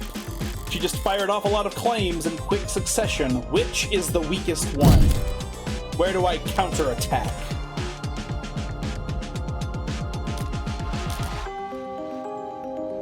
Fuck my life. I don't... Again, we know that the murder weapons. We have information about murder weapons. The murder weapons that Sosuke's prints are on aren't pointing to anyone else. Without that knife, I can't prove them. I can't prove the weapons were manipulated after the murder.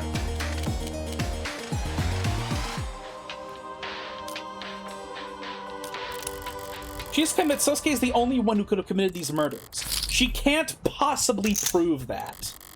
She can't prove there was anyone else there that night because I actually was. Yeah, because you're the fucking murderer for 4 of these people, you fucking psycho bitch. And unlike her, I can prove the possibility of another party being present without having to reveal their identity. The people are mistaken, Your Honor. My client wasn't the only other person there that night. And there's evidence to show it. The dark card.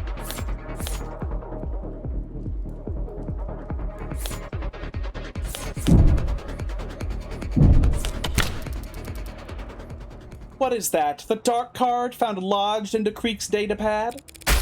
That's right! The perfect payment option when neither you nor the businesses you frequent like attaching names to faces.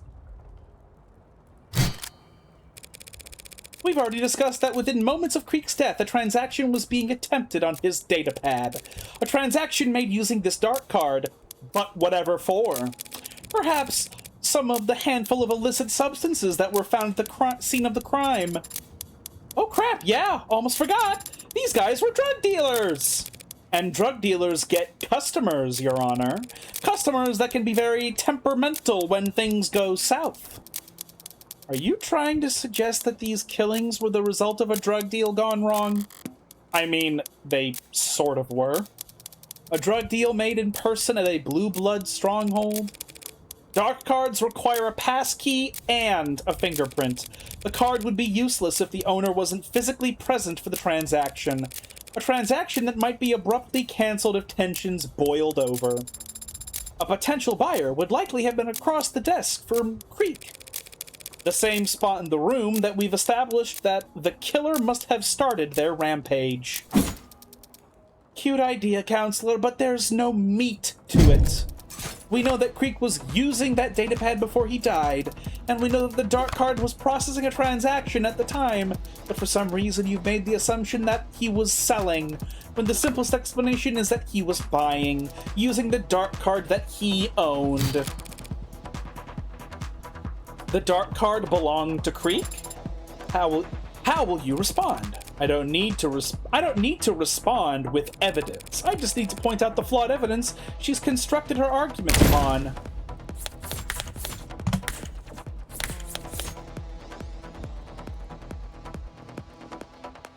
Oh, it has Chopin's fingerprints.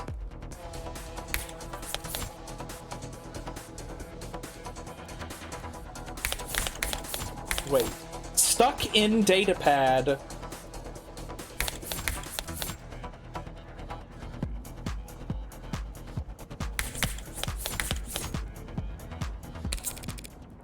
Characterization, Your Honor.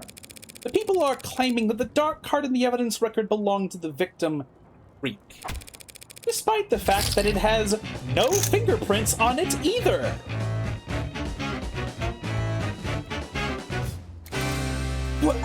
What? Reading the card explains the card. Successfully pick out the flaw in your opponent's argument. Oh, cool! I got an achievement for that. What? If that dark card had belonged to Creek, he would have had to insert it into his datapad with his teeth. Yuck! So who did the dark card belong to? Perhaps a customer who didn't like his prices. A disgruntled customer could have wiped their prints off the card to hide the fact they were ever there. That's absurd. If a customer brought the dark card with them to the crime scene, why the hell wouldn't they take it with them when they left? It was stuck in the datapad. They could have pulled a little harder. They could have taken the datapad with them. Who would leave behind something that valuable? The card is worthless to everyone but its owner, to whom it could be priceless. Why would they choose to leave it behind? The answer to that is simple, if I'm honest. We're discussing the possibility of a deal gone south. What could cause that in the first place? Aggressive negotiating tactics? Or a customer who couldn't pay? What are you? This customer could afford a dark card, and yet they couldn't pay. Hold on, you're trying to say all these deaths, all this carnage, you think it's all because their card got declined? Hard to live down that kind of faux pas. Man, that must have been so embarrassing. He fucking killed all of them. But at the same time, the evidence suggests that that is a possibility. Like this is a hole in Emma's argument. There absolutely was someone there, potentially. Murdering 4 or 5 people in order to skip paying your bill is pretty aggressive, but if you need your fix, was there any indication that contraband was taken from the scene of the crime? Your Honor, that is difficult to say. Without knowing their inventory before the crime occurred, we cannot rule out the possibility. That was a little lackluster of a pushback. Is she really that thrown off by this witness playing hooky? Well, I hate to do this because I love spending time with you all, but I have a physical body and being ensouled, well, it does seem like I have to declare a recess while we wait. Perfectly reasonable, Your Honor. That's the most romantic thing I've ever heard. What? Court is now in recess. So, Aurea Holdings is not part of House Icaria? No, it is. House Icaria is comprised of the literal Icaria family, the Icaria Financial Group, and Aurea Holdings. But each of those parts is a separate identity from the others. That is very confusing. No, it's... well, yes, it can be confusing, but it protects us. Protects the IFG? No, protects the house from itself. If everyone in the Icaria family was a member of the IFG and the IFG was called the Icaria family, that'd be much simpler.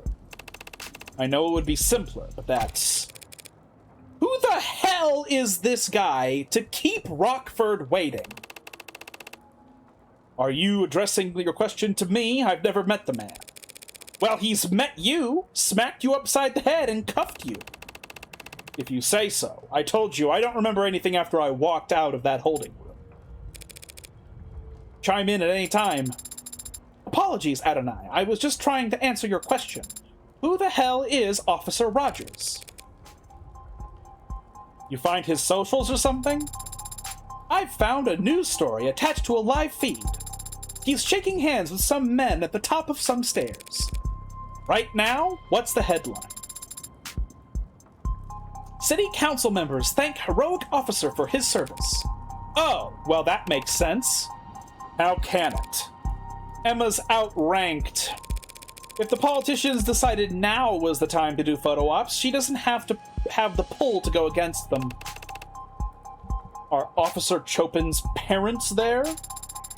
Yes, both of his fathers were present. Adoptive fathers. Are you trying to make me feel better? Adoptive or not, they are his parents and their pain is real. Of course. But that pain would be equally real if they weren't expressing it in front of those cameras, don't you think? If you're feeling guilty, Sosuke, please get it out of your system before the trial resumes. I don't feel guilty. Even if I did kill that officer, I wouldn't lose sleep over it. But that doesn't make it right. Taking a life? Parents having to outlive their children.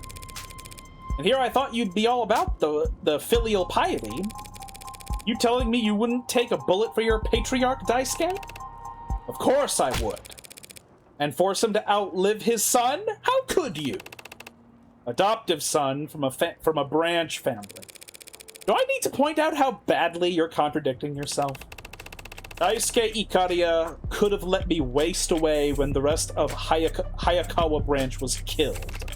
Instead, he placed me at the right hand of power, a seat of honor. A subservient seat.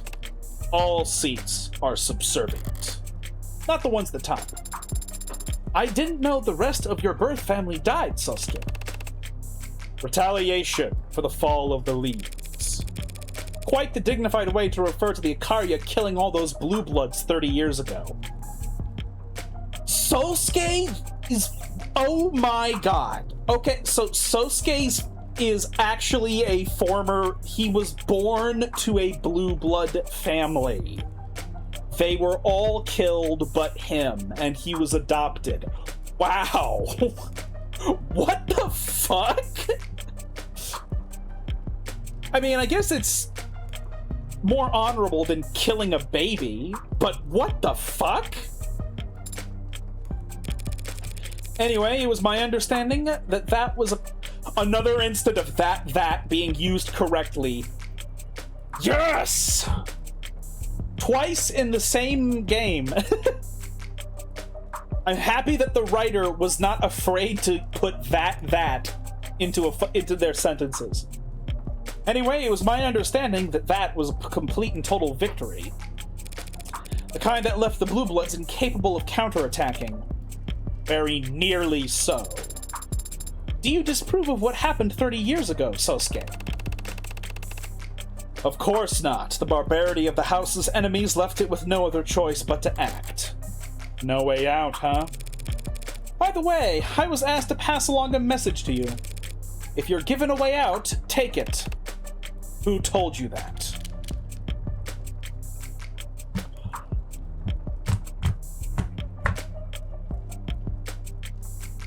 What if I am just... I feel like this is a more important save scum than anything that we were talking about in the trial. She said her name was Mireille. +3. Ooh. Who is she?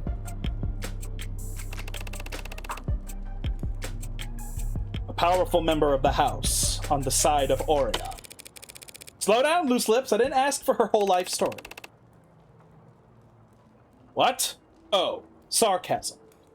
Sorry, I'm just surprised. Surprised that you would take a personal interest in the outcome of this affair. So did that message mean anything to you? I'm not sure. You're a terrifically helpful client, you know that?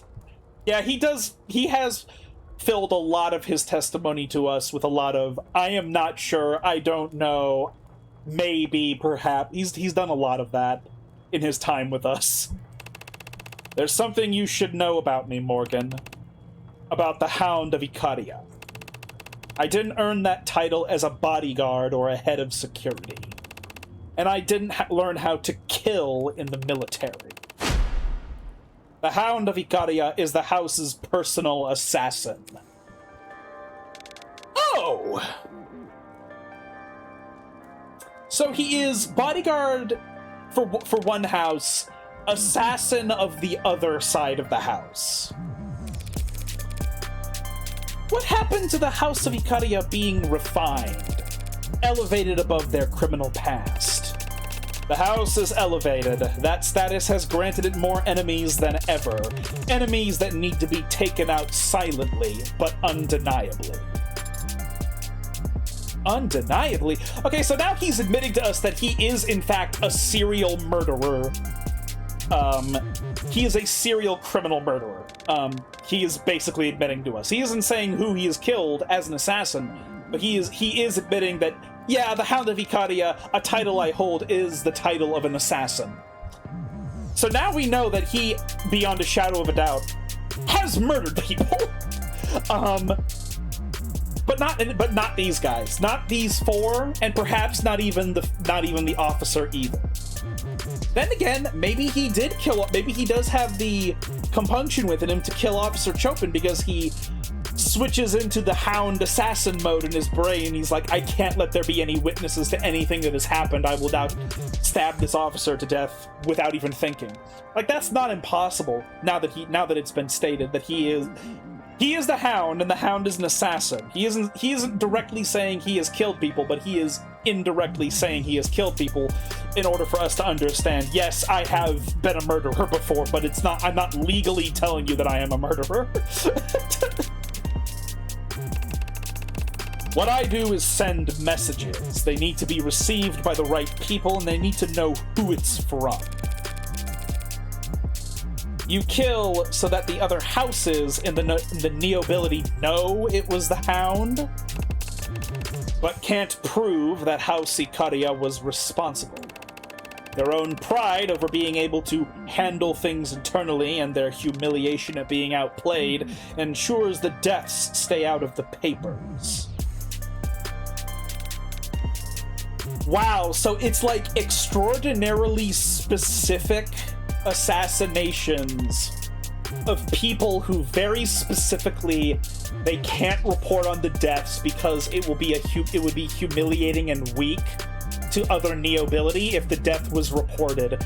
So that means he might be like a person who assassinates like the cousin of middle management who's like in a nepotism job or something. He can assassinate them, but if it was known that person died, it would be humiliating. That, like, oh wow, they didn't have security? Oh wow, you're weak. You let that person just die? You gave them all those resources and then they just died? Wow. So wow, that is so interesting. The idea that information and class warfare is changed by technology so much that one of the shows of power in this is to specifically kill people that are not at the top, but are definitely not at the bottom. They're somewhere in between, in this nebulous space where in the modern day you would imagine that nobody is a usual target for criminal violence. In that case, usually it is the people in the lowest ends of society that are involved in violent crimes, criminal killings, or it's involved with the highest people of society who have so much wealth and influence that they cannot be touched, and they can have people assassinated and shit. And so you would expect people of that level of importance to get assassinated. But in this universe, you can't really do that, because information technology is too powerful. So you cannot You cannot assassinate heads of states. You can't really kill ordinary people because you'll just get put in prison, because there won't be any incentive to care about whether or not that normal person was killed. Like, oh, my Amazon warehouse worker employee was killed, who cares? They're a grunt. But if you kill somebody in the middle, which is something is unusual in real life. Like, you don't send assassins after middle-class random people, pencil pusher office workers. You don't do that in real life. There's no point to it. That's why it's such a big deal when somebody is murdered who's middle class, whether it's lower middle, or upper middle, like, murder is taken very seriously for that reason in real life, because it's so unusual. And so it's very interesting that in this universe, information technology is so advanced that in order to intimidate people with assassination, you go after the middle management, because you can't do it any other way. That is so fucking interesting. Oh, I love that. That is so cool. So the entire police force can descend on a jaywalker caught by a reflection off a dash cam. But the Neo-ability gets waved off the surveillance state with a perfumed handkerchief. That is incredibly fucking interesting. Flaunting how the rules don't apply to them. Whoever is making this game has really put thought into this. This is so interesting. I love it. Like I thought, a very pure expression of power. So all that talk of you being Makoto's head of security, that was all true. I have been Motoko's head of security for the past year. Did your courier business dry up? Circumstances around Makoto have changed. I was asked to step in and fill a role. And what you said about guarding the previous heir, waving your katana around as soon as you could walk? The circumstances were different then, too. Why tell me now? Because now that I've seen her, I don't think Rockford will have missed it.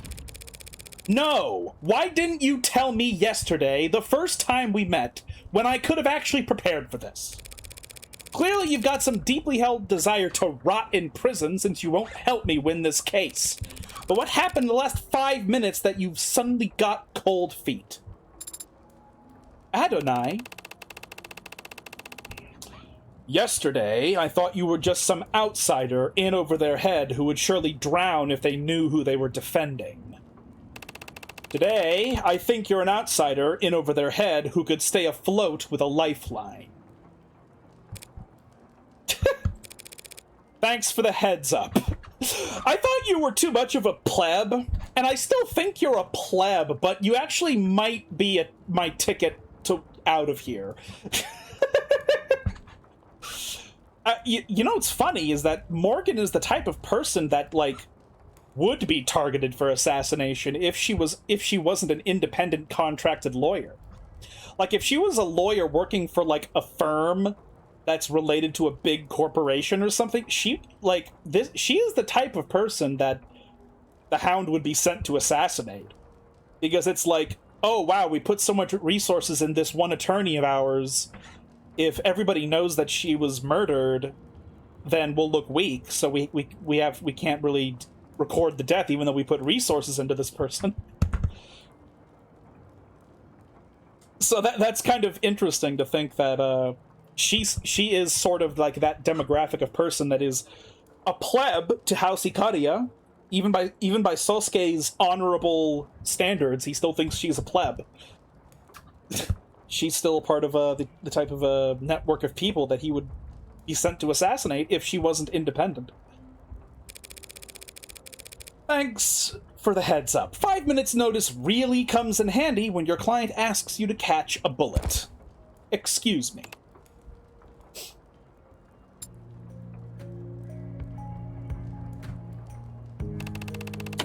I'm sorry to disappoint you too, Sarah.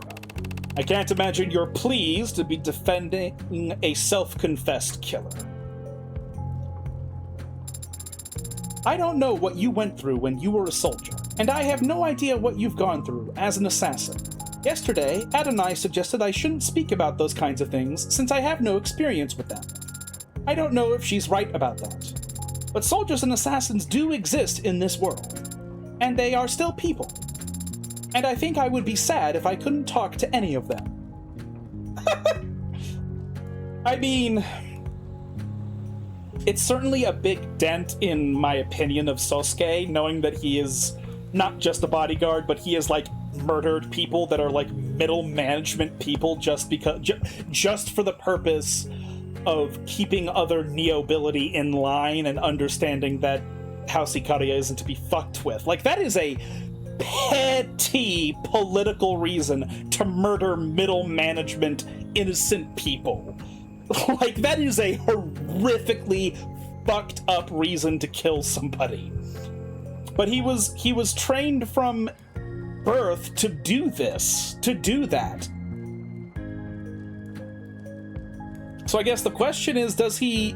Actually, no, he said that he doesn't regret it at all because it was to serve, it was for the honor of his house.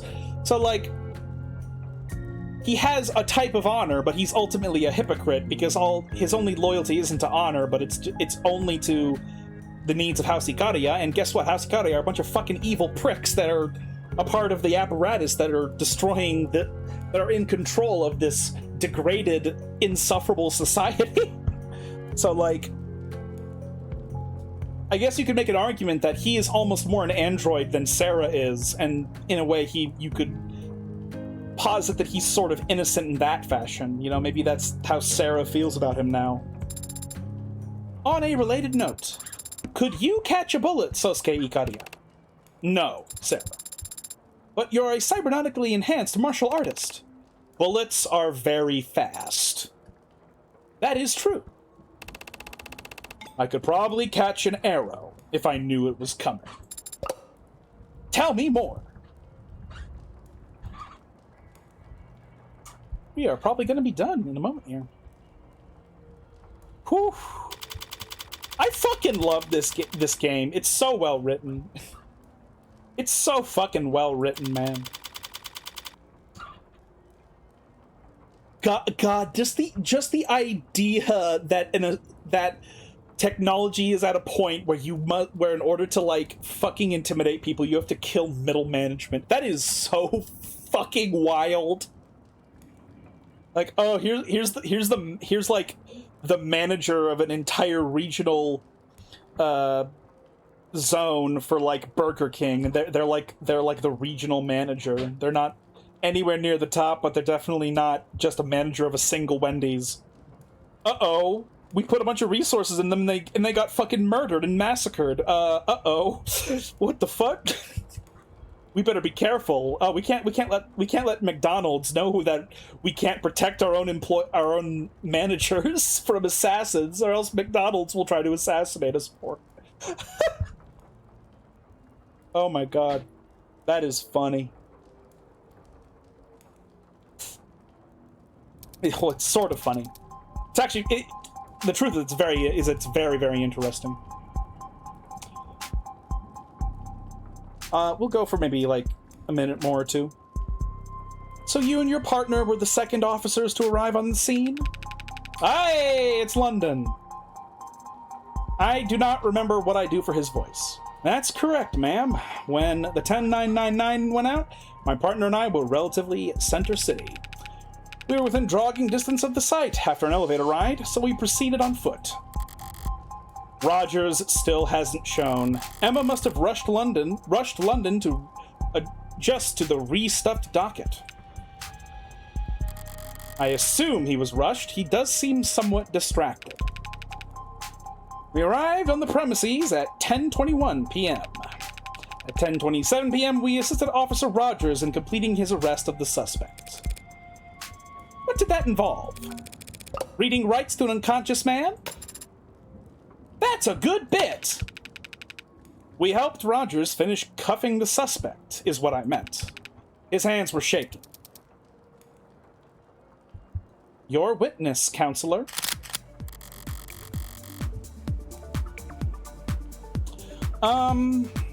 No. Let's save the game and save the minigame for tomorrow. Alright.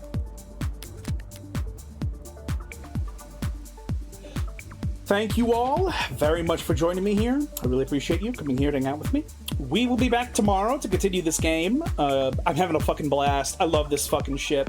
I suck at this game, but you know, whatever. I put it on like a baby mode because I'm a streamer and I want to save anytime, but you know, whatever. I'll try to win the cases, okay? Because I'm not trying to be bad at the game. If you happen to be new here and you enjoyed your stay, if you think I deserve a follow or a subscribe, I'd appreciate that quite a bit. We stream 3 times a week for approximately 2 hours. And this stream will be re-uploaded to YouTube tomorrow night, where it will join every single stream I've ever done. So if there are any you want to catch up on, you can find all of them there. Link is in the About section. And yeah, I love this game. I can't wait to get back to it tomorrow. If I start this minigame here, I'm going to end up like accidentally going significantly too far over time. So this is going to have to be it. We're going to have to continue tomorrow. So thank you all very much for being here. I appreciate your support in every capacity. I hope you have a good afternoon, evening, morning, etc. And I will see you all again tomorrow with more of the devil. Ciao!